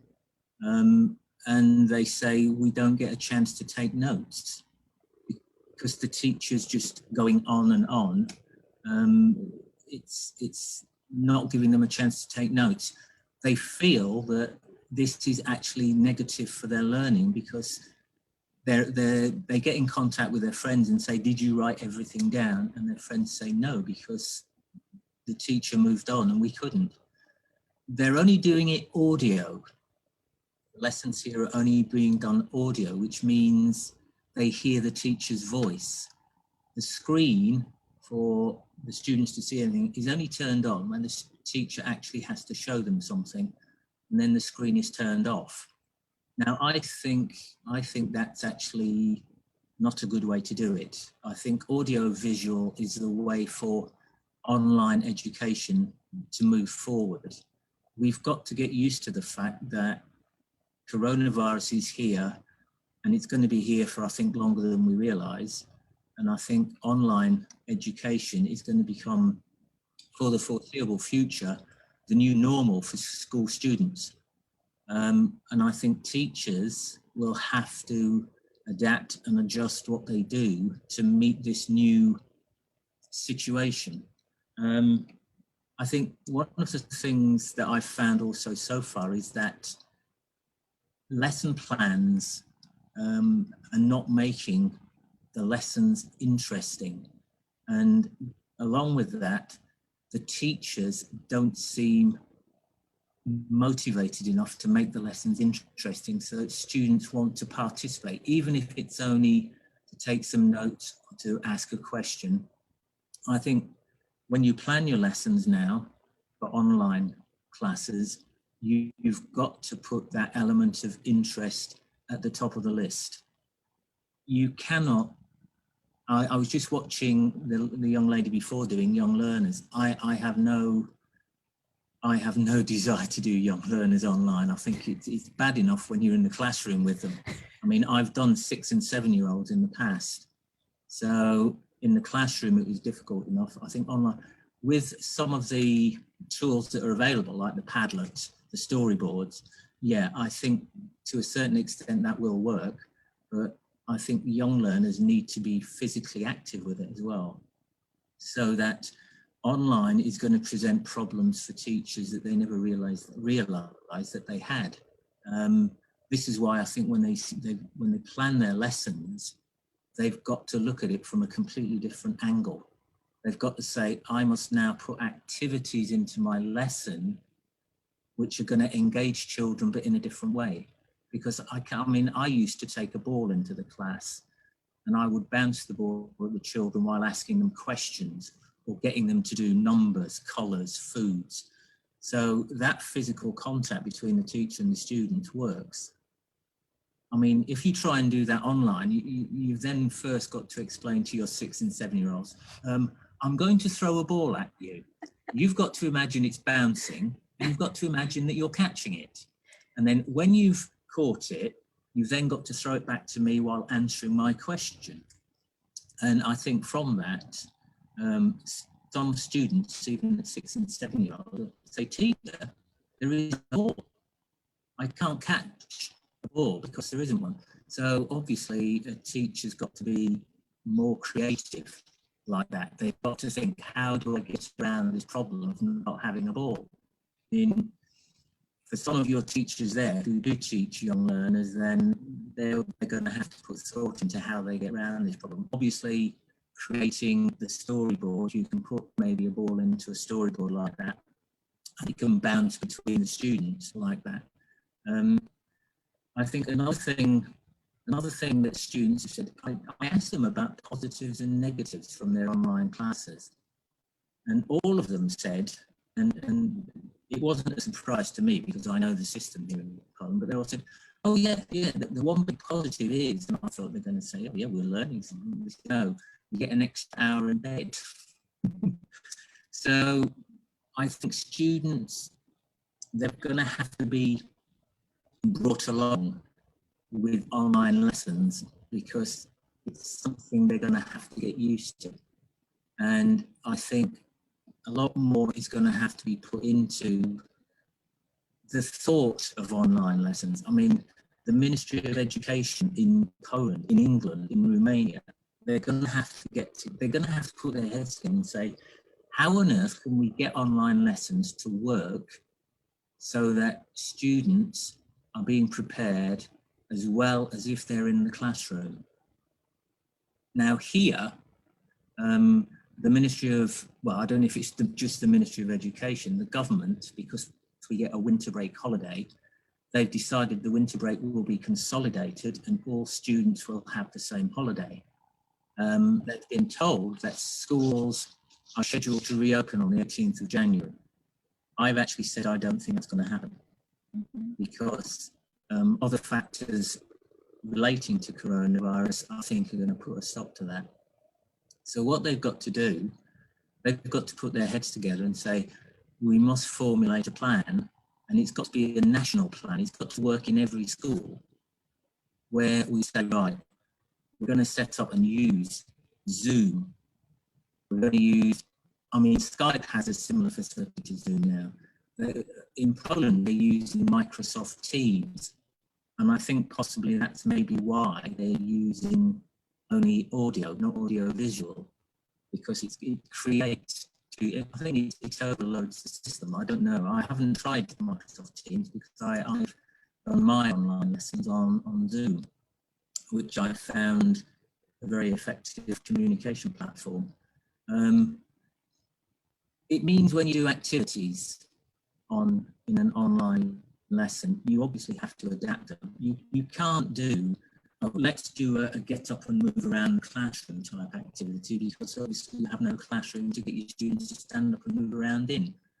Having said that, there is the facility, especially on Zoom, you can put students, I mean, obviously some of the other platforms that, is it Claudia, the young lady before, that she was showing us? Yes. You can actually do the same. You've got side rooms. So you can do activities where you can put students in side rooms. They can only communicate with each other. You can listen to what they're doing, they come back, everybody's happy. That works. I mean, I've used it. I used it with, I mean, I did some online lessons for Brooke House over the summer. And I did this and it worked perfectly well.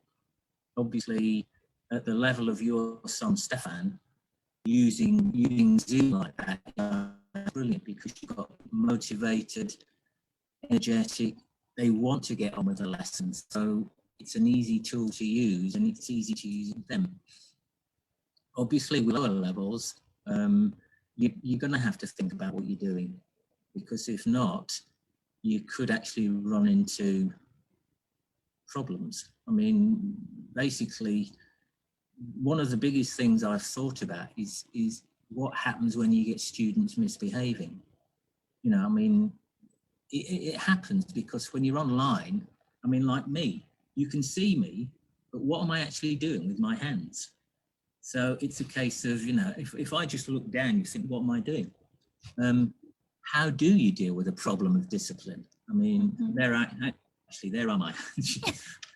How do you deal with discipline online? I mean, I found, I mean, I did some more online lessons for Brooke House later, and I found that the student was drifting away. You know, you're asking questions and it's like, is there anybody there? Sort of thing. So you have to be very careful. Discipline, I found, is actually an impossible subject to cover, because how do you discipline somebody who's sitting in their house maybe 20 kilometers away? You say, behave yourself or I'll come down there and discipline you. You can't. you have to rely on the goodwill of all your students, that they're going to participate and they're going to participate fully. It's got to be an accepted thing that discipline is not going to be a big problem for your online lessons. I mean, if you do have problems, then you've got a problem, and it's possible that you could run into serious trouble with students who want to be disruptive, who don't want to be involved, who don't want to learn. So again, you have to be careful in what you're putting into your online lessons to try and keep your students motivated, interested, and they're actually on track with what you're wanting to do in your lesson. If not, they can very easily drift away. I mean, I spoke to 2 students yesterday, and they both said the same thing, that in an online lesson, if they're not actually being asked a direct question, they can go off, make a cup of tea, have a shower, eat their breakfast, and the teacher is none the wiser. So I think I said to them, I said, it's got to be audio-visual. You must do online lessons audio-visual. Mm-hmm. Whether the Ministry of Education in Poland are going to take that on board, I don't know. Again, I've been thinking about homework, tests and evaluations, and I think possibly using PowerPoint presentations, using YouTube recordings. I mean, one of the ideas I've had here for classes here where it's like that is for teachers to actually record their lessons in advance. So you say, right, okay, we're doing this from our course book. So I've recorded this, I've gone over what material, whether it's grammar, vocabulary, or anything like writing, listening. I've gone over it, I've recorded it. I've put in some exercises from either the course book or the workbook, but I've also found some exercises from a different source, but they're actually to practice this. Mm-hmm. Now, I thought, yes, you can do this, but do it for some weeks in advance. Mm-hmm. So you can say to students, right, for perhaps we have 3 lessons of English next week. So I've prepared the lessons in advance and I'm going to send them to you over the weekend. That gives you a chance to start looking at them before the lesson so that you can prepare yourself. You know what you've got to do. You know what you're going to be looking at. If you have any questions, your questions can be ready. Mm-hmm. But similarly, with the homework part, you've got the homework ready. So basically, you look at it, you do your answers, you take a photo on your phone, you send the photo to me, I check your homework, I write down your answers. If they're correct, I'll say, right, 20 out of 20 or whatever it is. If you've got anything wrong, I'll point out sentence number 3, you have a problem, sentence number 7, you have a problem. Please look at them again, go over the material from the course book, have a look at them again, and go again, and then send me your corrected versions, and then I can send you back. It gives students the chance, A, to go over the material more than once, because some students, not all students understand new material at the same time as every other student. So it gives students a chance, working on their own, to look at the material as many times as they want until they say, yes, I actually now understand what I'm doing with this material. I can do the exercises quite confidently knowing I'll get the answers correct. Mm-hmm. So it gives students the chance to work on their own. Mm-hmm. Paul, thank you so much for this. Go on.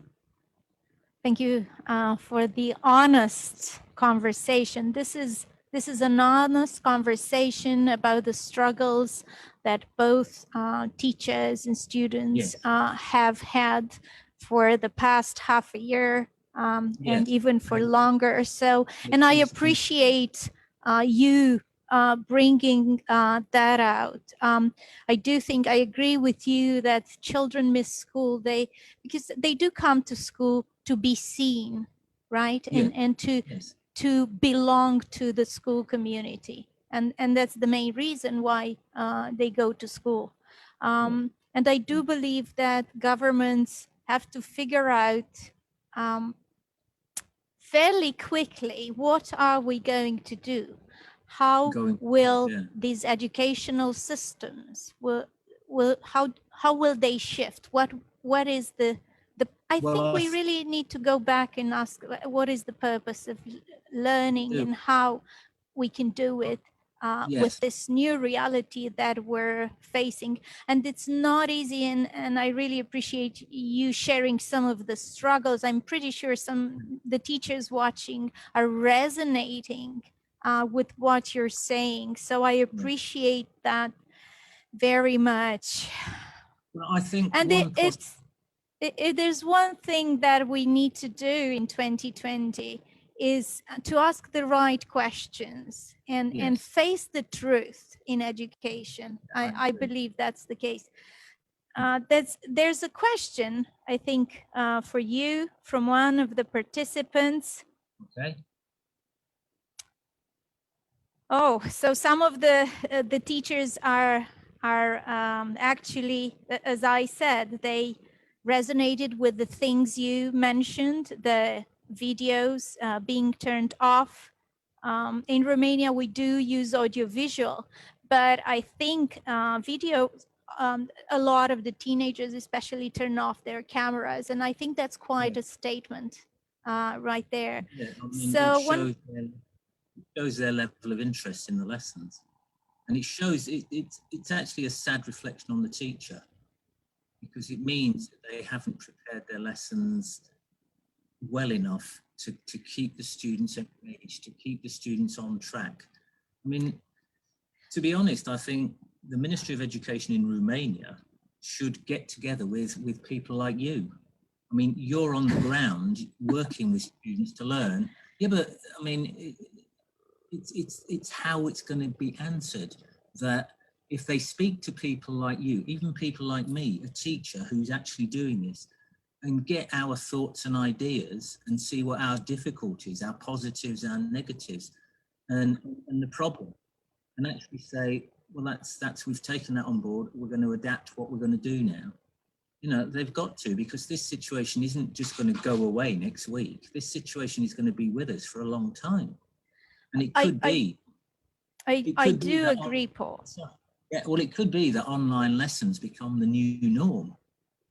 So we have to formulate a policy, a framework for how learning can be more effective, more dynamic, and more positive for students. Because when all said and done, school is for students. It's for students to learn. They are the future. So we have to make it as positive and as beneficial for them. You know, it's, I mean, I do what I do because I like helping students to learn. And I'm pretty sure all teachers have the same, they have the same focus. I wonder whether governments have the same focus, but this will probably take a complete 3-hour conference just to challenge a little bit educational systems and governments to address this faster. I do think they have the means. I do think there's examples among teachers, lived examples, and solutions can come out of there. And I do think there's enough innovation with the passionate educators that we have to come up with solutions. Paul, we have 3 questions. I don't know if we can take all of them. Well, if you answer them, I'll answer them if there's time. It's all right. So one of the question is, do you think the online schedule should be 5 to 7 hours a day? My life schedule should be? Online schedules should be 5 to 7 hours. What, you mean continuously 5 to 7 hours, or with some breaks? Pretty much. I'm pretty sure we're. I'm just seeing these questions, but I would assume that was the assumption. And well, actually, this is what the Romanian school is doing right now. At least higher levels of students, they have to be there for 5 or 7 hours. Well, here they have to be available from 8 a.m. until 4 p.m. So it can be up to 8 hours. Yeah. I think for teachers and for students, you can't contemplate doing 7 or 8 hours without breaks, without proper breaks. I mean, it's impossible to do lesson after lesson after lesson after lesson for 7 or 8 hours a day without actually, you know, your brain starts to go out of control. It spins and you think, I can't do this anymore. So yes, you can do, you know, quite a lot of lessons, but you do need proper breaks between. And I think that's got to be incorporated into a timetable. You know, I mean, I'm talking maybe 15-minute breaks between classes so that teachers can actually switch off from one group and then look at his next lesson and switch on to the next group. That's quite possible, challenging. Yeah, well, it's challenging. You can do it, but you've got to, I mean, you've got to have breaks. You can't expect students and teachers to just work all day. It's asking too much of them. Yeah, and as you said, online, I think as human beings, we need that interaction, and it's not the same in the online, and we miss that. Another question, and I can see by the number of questions coming in that you really inspired our teachers, or at least they felt heard, is how can we motivate teachers to keep going? What would you tell the teachers here in Romania or wherever they are listening from to keep going? Basically, I would say to teachers, you know, I mean, you're doing a fantastic job in difficult conditions, but remember, you are educating the future of our country. You are educating our future. And education is possibly the most important part of a child's growing up. To become educated, to become a better educated person, to become a better person. You know, so you can obviously offer them a large pay rise, but I don't think the Ministry of Education would probably go in for that. But I mean, you're looking more at, you know, motivating teachers with this. You are looking at a student's future. The more you put into your work now, the more reward you're going to get in the future when your students come back with grade A's in their exams or whatever, grade 1 in their exams. They get that place at university for the course they want, and that's down to your help to get them there. So I think thank you so money much, will certainly help, but it's not the, I mean, money's not the only thing in life anyway. I mean, it certainly helps, but it's that satisfaction of seeing your students actually improve in the subject that you're teaching them, and they have a better understanding, a better use of that knowledge, so that in the future you hope that they will put it to much better use. Thank you so much, Paul. Oh, I could talk for hours with you. We can come up with solution and fix all the the problems. This has been such a lovely talk about education. We can go on and on. There's still questions coming in, and I appreciate all the participants are sending these questions in. We won't be able to answer them all, but do keep in touch. If you send them to me in an email, I'll try and get around to answering them. You've Wonderful. got my email address, so if you want to send me the questions, I'll write answers back for your teachers. It's no problem. Okay, thank you very much, Paul, for inspiring us again. I think these are serious talks that we need to have. We need to have soon. Very true. Because everybody's suffering, and as you said, what's at stake? It's our children's future. Yes. This is the most valuable currency right now, and we need to come up with solutions. Thank you once again, Paul. I hope to get to see you next summer in Market Harborough. We look forward to coming back to Brooke House. Okay, no worries. Travel again, and good luck with your teaching. Yeah, it's nice to have been with you, and greetings to everybody there, and hopefully everybody will have a good Christmas holiday, and perhaps we can look forward to a more positive 2021. We will look forward to that, Paul. Happy holidays. Thank you for being with us. Nice to see you again. Bye for now. Nice. Whew, I always get excited when I speak with fellow educators. Yes, well, I mean, I'm still here, so you can still talk to me, but yeah, it's... Well, we need to take on the next speaker, Paul. I would love to do that. Thank you very much. Okay, no worries. I'll see you hopefully next year. See you next year. Okay, bye. Bye.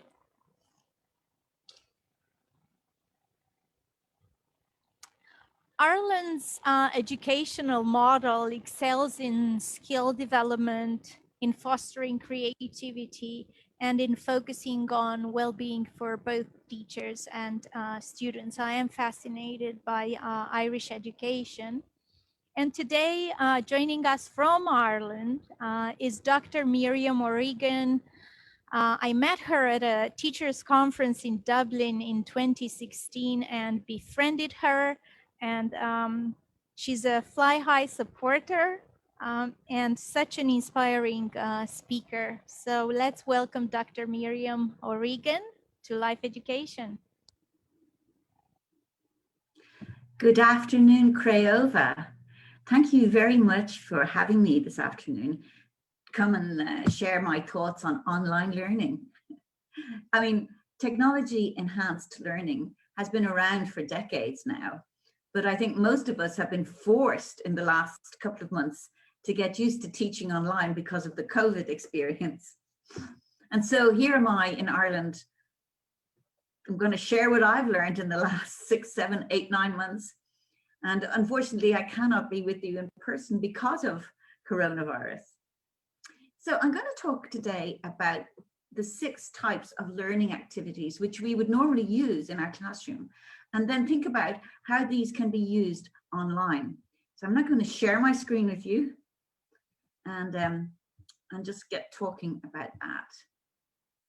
So the 6 types of learning. I am Dr. Miriam O'Regan. I'm from the Technological University of Dublin.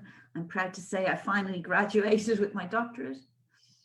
But that doesn't mean that I know everything there is to know about technology-enhanced learning. So if you look at it, it's been around for quite a while. And even though some of us feel more like it's technology-hindered teaching, in fact, it has a very wide usage. It describes the application of technology to teaching and learning. And 𝗀 is transforming education and schools beyond recognition, not just now, but generally speaking. What's the benefits? Well, one is that learners can learn at their own pace. They're not forced to keep going along with the classroom. There are more hands-on resources available. For example, you can have video, audio, more kinds of interactive learning, quizzes, all that sort of thing can be easily done with technology. Technology helps learners to stay engaged as well. A lot of our learners find it easier to work with technology than on their own than with the classroom. And above all, technology is actually necessary to succeed in the modern world. Most universities now are using all kinds of technology, so it's really a good idea to get our students used to it earlier on, our learners. And also in the world of business and hospitals, medical, everywhere you go, technology is being used. So let's just see what we can learn about these 6 types of learning and how they can be used online. I'm going to refer to the conversational framework of learning by Professor Diane Lorillard from England. And she considers that all learning is a form of dialogue. Just like Socrates always based his teaching on dialogue. So she says, we actually are always learning in dialogue. And in her model of learning, the learner is central. He or she is the one, everything is girded around what is happening for the individual learner. The learner is acquiring concepts, ideas, knowledge, and as they put these ideas and concepts into practice and they get feedback, then that generates new concepts and new knowledge and so on. Over here we have the teacher, and from our point of view as teachers, we think it's all happening over here, don't we? We have the concepts, the knowledge, the ideas which we want to communicate, and we will generate a learning environment, a learning practice environment for the learner. And we will be generating all kinds of exercises, all kinds of activities to enable them to acquire concepts. And these things modulate back to us. The responses we get to these exercises changes somehow how we use our materials. You know, that they are adaptable and adjustable depending on the group and on the learners. There's another group which Diane Lorillard sees as part of the conversation, and that is the peers.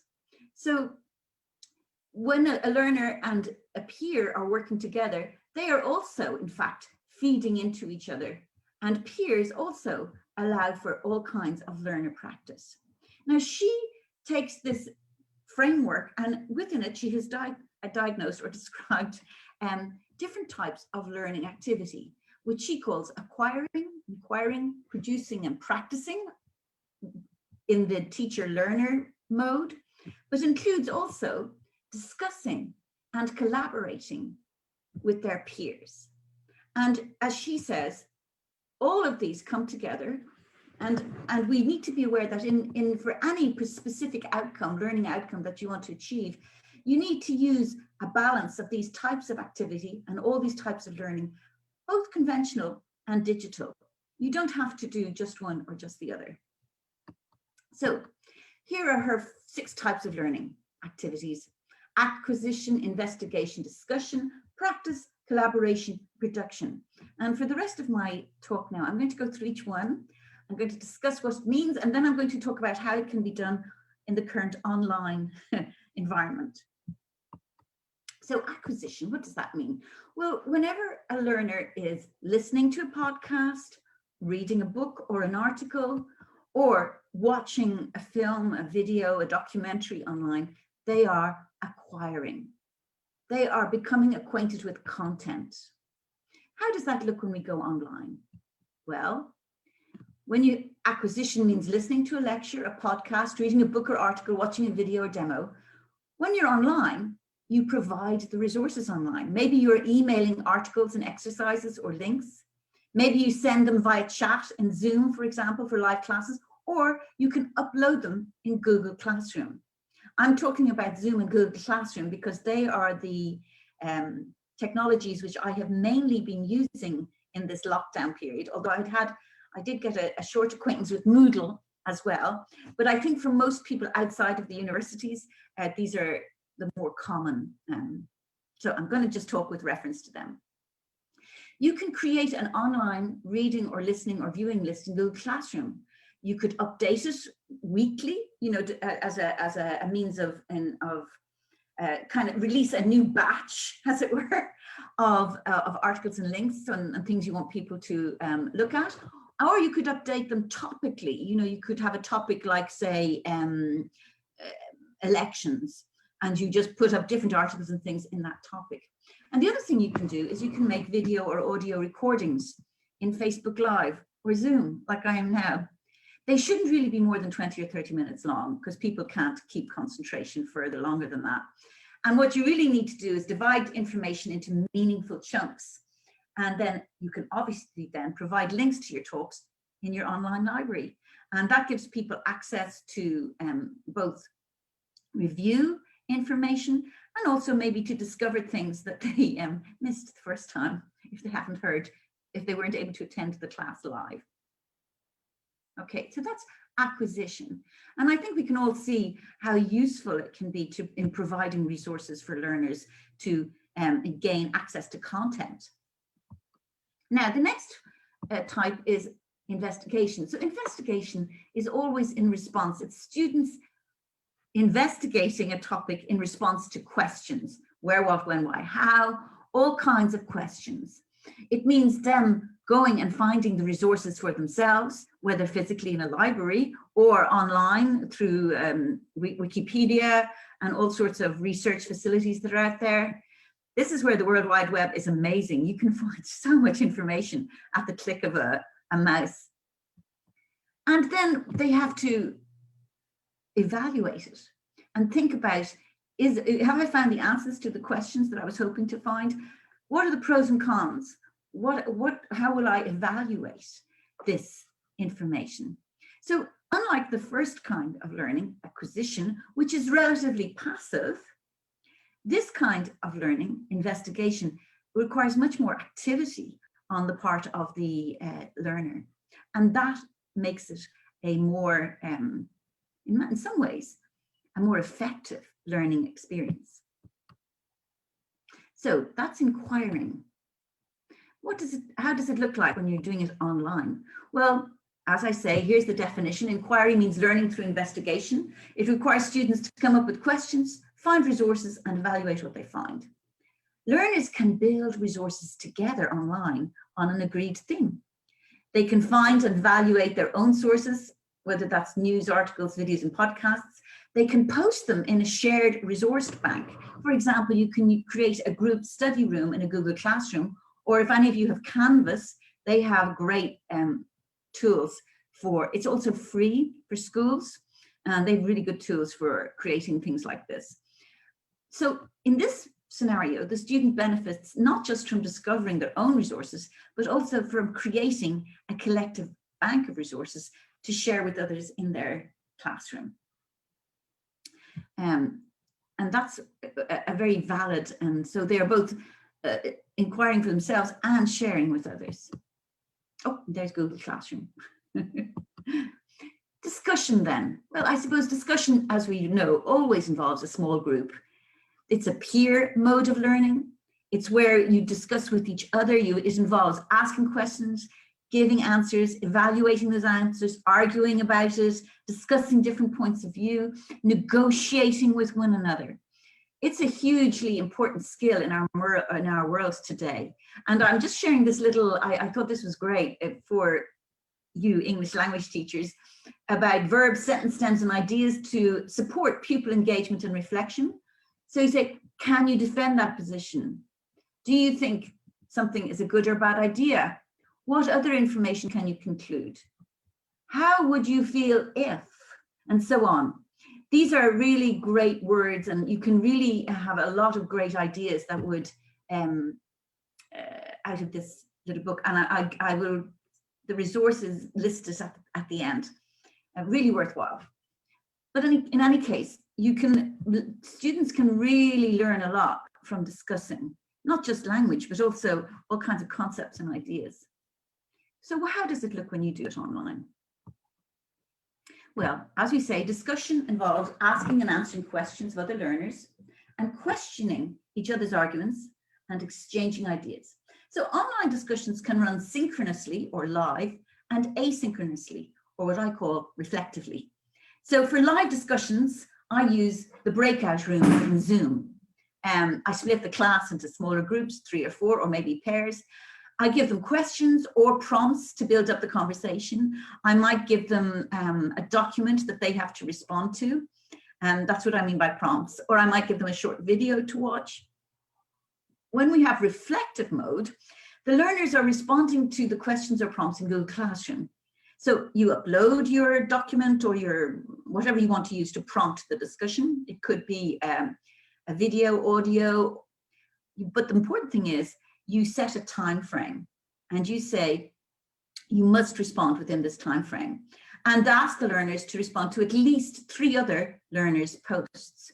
So when you're doing this in Google Classroom, you have to make sure that you set it up properly so that the students can, you tick a box to make sure the students can reply to each other's posts.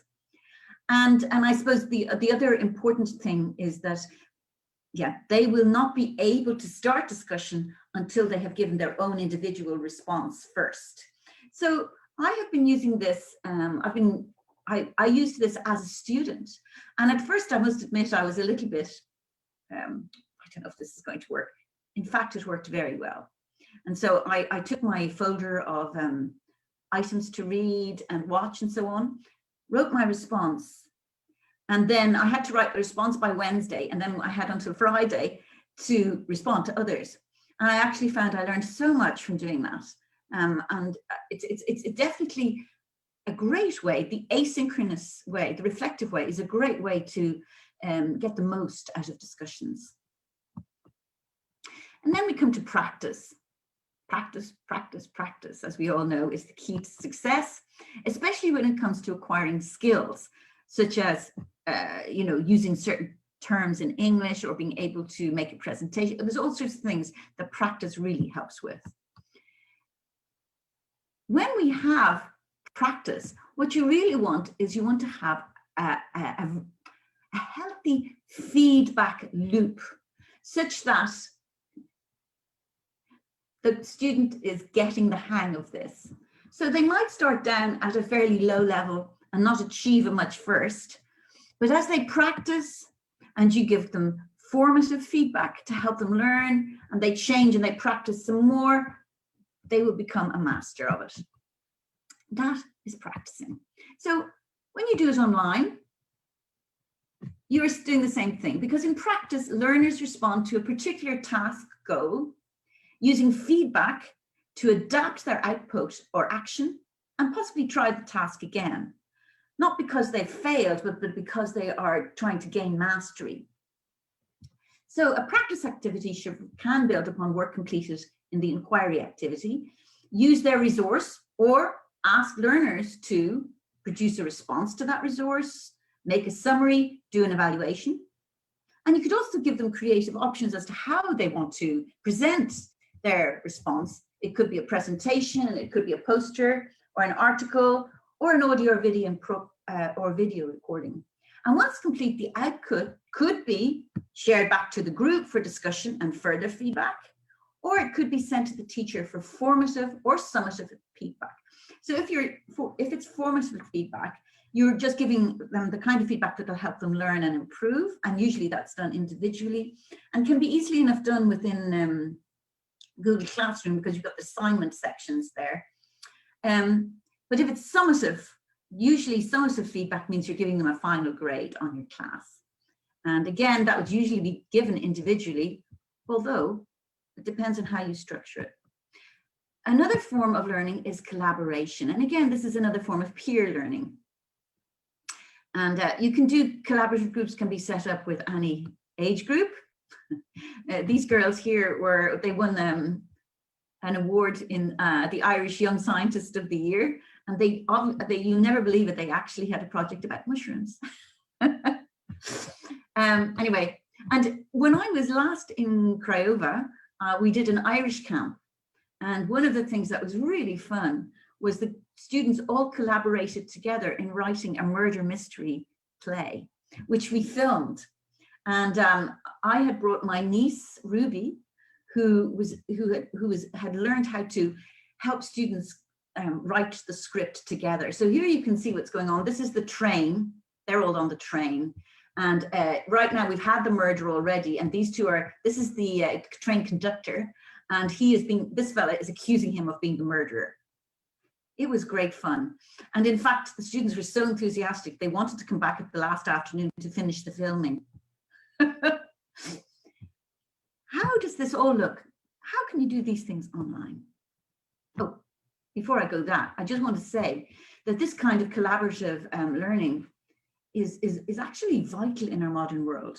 More and more, all our national and international reports are being produced in collaborative teams. So we are rarely working alone in isolation, as the way we often do in classrooms. We usually are actually working together in team writing or team investigations and so on.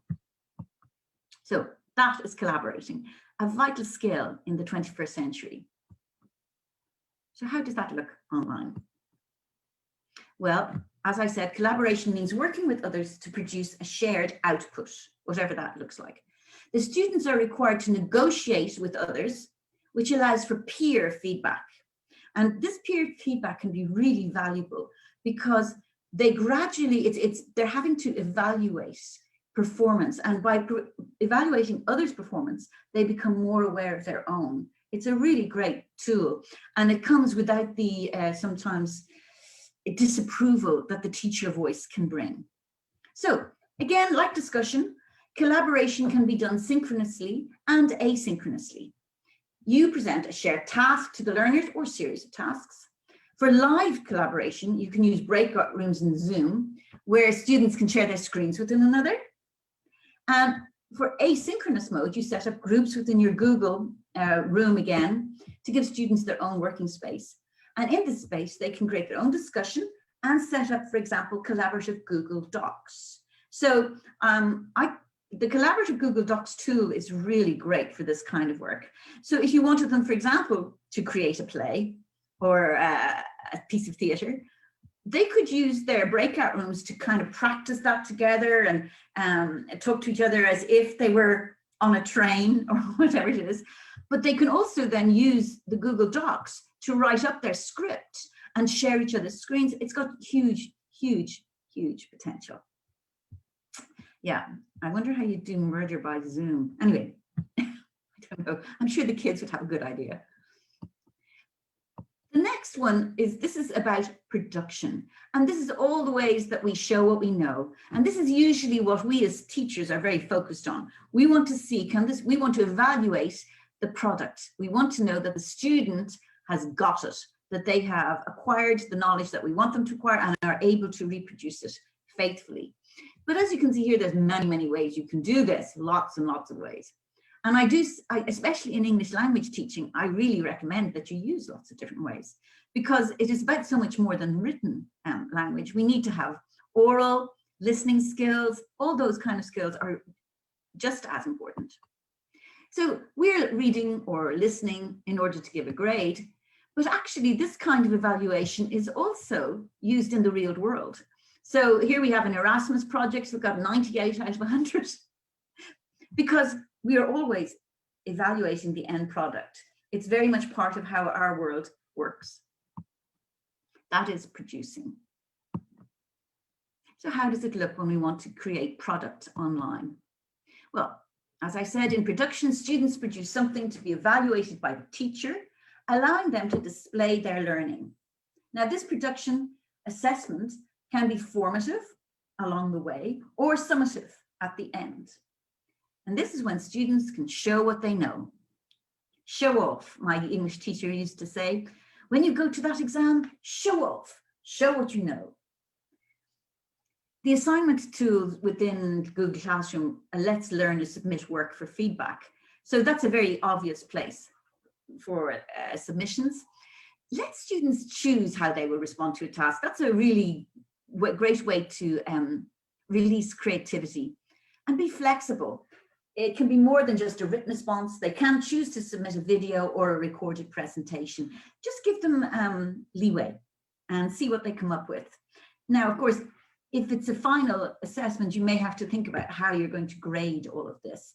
But certainly in the formative phases, you can use lots of different types of means of production to assess how well the students are learning. Because in the end of the day, you have certain learning outcomes which you want to reach, and you will be able to see from their product how well those outcomes are being achieved by each individual student. So here then are some of my useful references. There's the Manifesto for Excellence by Rob Carpenter. That's where I got that, the tree of all the different verb stems and phrases you can use in a discussion. And then you'll be getting this with, Claudia will be sending this out to you. It's the online methods for 6 types of learning, which is kind of a written form of what I have just been sharing with you. So I'm going to stop sharing now. Whoops, I think.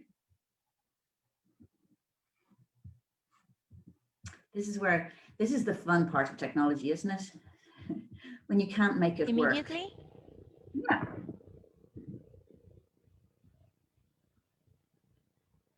Thank you, Miriam. Thank you for sharing. You're welcome. All those types of online learning. How are you? I'm keeping well. Thank you very much. I think it was a most interesting and informative afternoon. It was wonderful to see all the different technical options that people knew about, and some very practical and helpful conversations, I thought. Very good. Wonderful. Thank you for joining us, Miriam. As always, we're encouraged when people like you and the other speakers come along and help us in our journey, right? This is a journey. Yeah. I think probably what I would say, I noticed Paul there, he was talking about all the downsides of, you know, that the students don't like it, that it's difficult to do, and discipline and all the rest. I do think that a lot of the time it's about helping us, well, for me, how I had to overcome my own inhibitions, my own negative attitudes towards using technology. I have found that as time has gone on, I'm getting better at, the more I master different technologies, the more comfortable I am. And one of the ones I would just say this, is I realized even though I'm on a screen, I actually don't need to be talking for the entire, you know, hour or whatever it is. And so I have learned to, I allocate time for students in breakout rooms to, you know, do dialogues or prepare work or whatever. And I force myself not to interfere, just to leave them alone for that 15 minutes or 20 minutes. And that allows me to kind of get my breath back. And it allows them to really interact and, you know, work at whatever it is. And I think that sometimes the stress of online teaching is because we feel we have to be, like it's like television, I have to be on all the time. That's true. And I'm probably, the better we get at how we structure our exercises, our pair work, all that, the more the students will also relax and be able to get the best out of it. I feel myself actually, like in general terms, technology enhanced learning is a fantastic tool. I know, and I'm probably best that it is just a tool, that I don't think everything can go online forever, but I think it's a fantastic tool. And in a sense, we've been forced into learning how to use it. That's true. That's true. And you know, we overnight we had to get out of our comfort zone, come up with solutions, and figure out how to do this, and just to sustain learning and keep encouraging our students. Miriam, since you're bringing the optimist side of things, what would you say to our participants today? Most of them are teachers or educators, to encourage them. How can they keep the motivation on in these times, and with the challenges on all sides, on the social emotional side, on the technological side? How would you encourage them, Miriam? A true Irish encouragement. What would it sound like? Well, you know, I'd say just be kind to yourself. Don't be too hard on yourself. You know, do your best with each group, with each class. You will almost certainly not succeed with every student all the time. And so it's best to be kind to yourself and be kind to your students. You know, we're all just doing our best. And I do think that if you the more you can make something fun, and the more you kind of de-escalate the performance stress on yourself and on the students, well, the more likely you are to actually really learn something. That's so true, and that's such a powerful advice. Be kind to yourself. Yes, I felt that pressure, right? That you have to deliver. I felt the pressure both as an educator, but also as a parent. I felt, oh my God, what I'm going to do? My kids are missing all this learning that's supposed to take place in school. And once I realized, and I relaxed a little bit, something almost magical happened. Like without the pressure, a whole very fruitful environment was created, and it was an environment for growth. So this is what we found. If we, and as you suggested, if we give a little bit of space, even in this online, to the kids, they figure things out. They know, right? They are curious and creative since the day they are born, and they figure things out, and they figure learning by themselves, and they become more independent in their learning, and they try things out. And I think that's amazing. It is, yeah. And I think too, they are very technologically savvy. Oh they're my God, much more tech yes. savvy than we are. So if you ask them to create, I don't know, a video, they will do it, and they'll surprise you by how much they can achieve. And I think that's probably, you know, just expect great things, and at the same time be kind, and encourage those. Encourage yourself and encourage other people. Because personally, I'm very proud of myself that I've learned how to use Moodle and Google Classroom and got on top of Zoom. I mean, if you had asked me a year ago, I'd have said, what? No, yes, don't have a clue. That's true. And I'm proud of all the teachers out there. I know this has been a difficult years, but they did it, right? And resilience was there, and they are still, there may be struggles, right? But I think what came out of this is immense learning. And I am grateful. I'm grateful for the effort, and I'm grateful for 2020, because I think offered us an incredible opportunity for growth. Yes, I do think so. And I do think that, in fact, what really has shown is that they said that educators have a lot more capacity for technology enhanced learning than we thought. And that just by being forced to do it this way, I think we've all learned new skills, which will continue to enrich our classroom. I mean, that's why I gave out I know I sent you a link to the Kids Britannica encyclopedia, and it's actually become, in Ireland now, that is free in our national library system. So I can become a member for free through our national library, you know, my local library. I haven't, and that's a wonderful resource, and something you can, you know, let the youngest child have a go at. And in doing so, they're learning research skills, all kinds of things that, you know, they don't know that's what they're learning, but they are. And so I think it's really to Miriam, I think there's a question. Yeah. There's a question right here from our participants. Yep. What do we do with the students that never participate online? They don't even know if the class is fun or not. They just take all this period as a continuous holiday. That's a good one. Well, I think we've all had the issue of people turning off their video and turning off their mic, so you don't know if they're there or not. I personally go with the direct approach, and I message them directly through chat when I'm on Zoom. That's what I do. I just message them directly in chat and say, could you please turn on your video? I can't see you. Or you know, I take them. That's what I would do. I basically just confront it. Okay.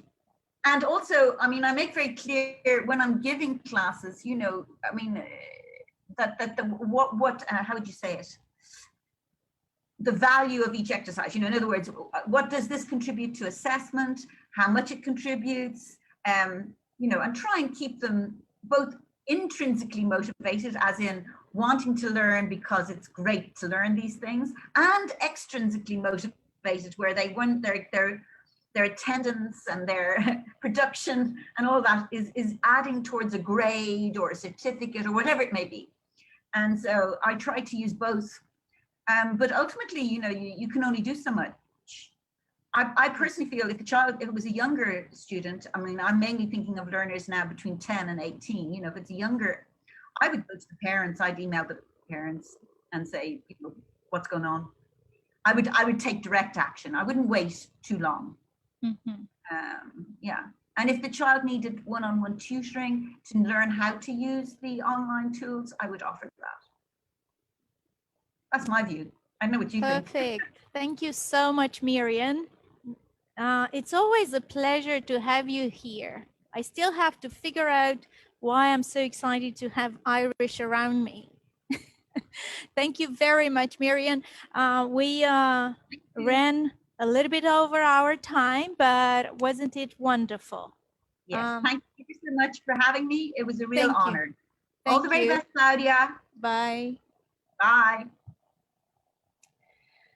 Wow, what an afternoon. I think this is what life education is about, is this community of teachers, fellow educators coming together and figuring things out. We don't have all the answers, but we're sharing resources, ideas.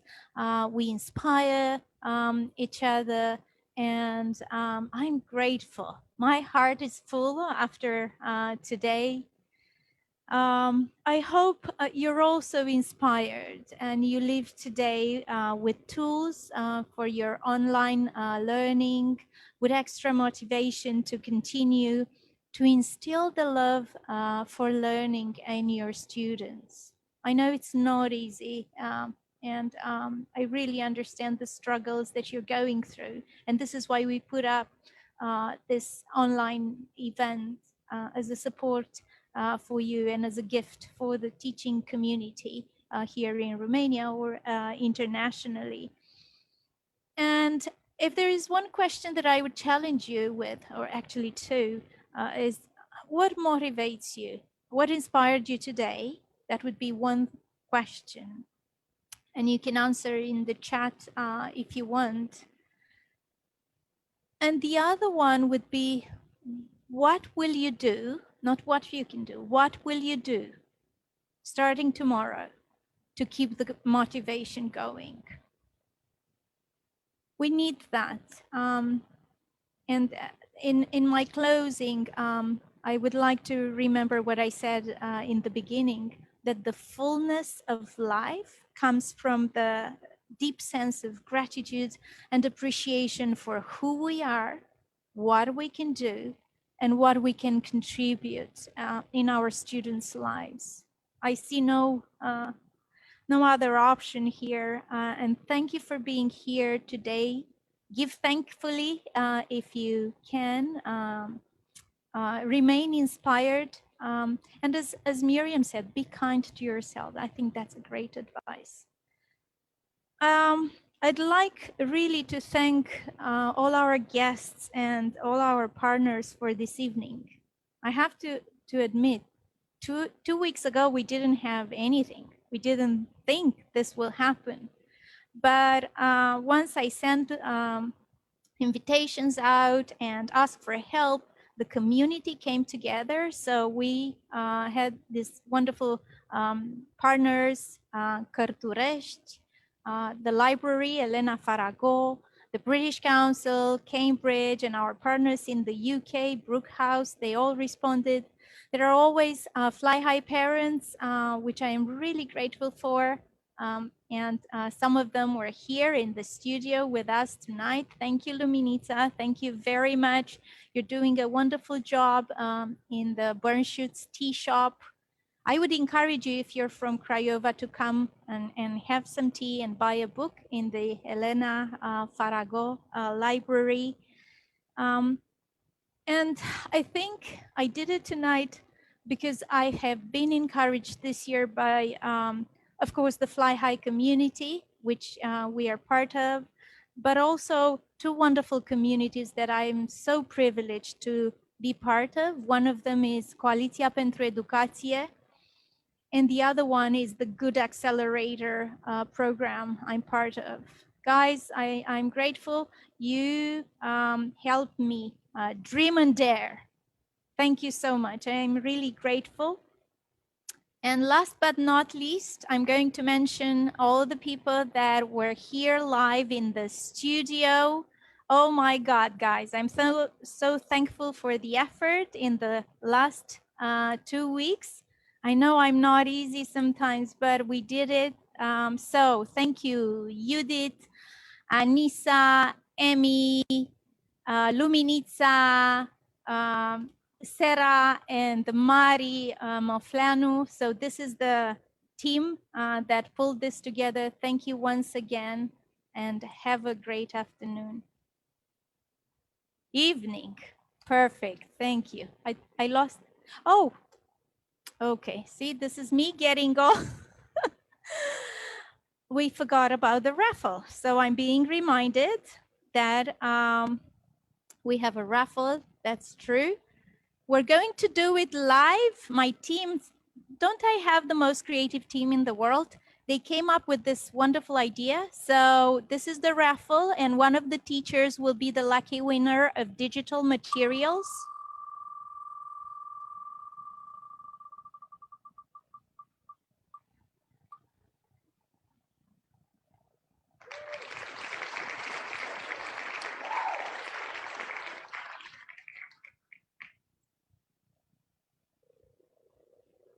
Did we do it?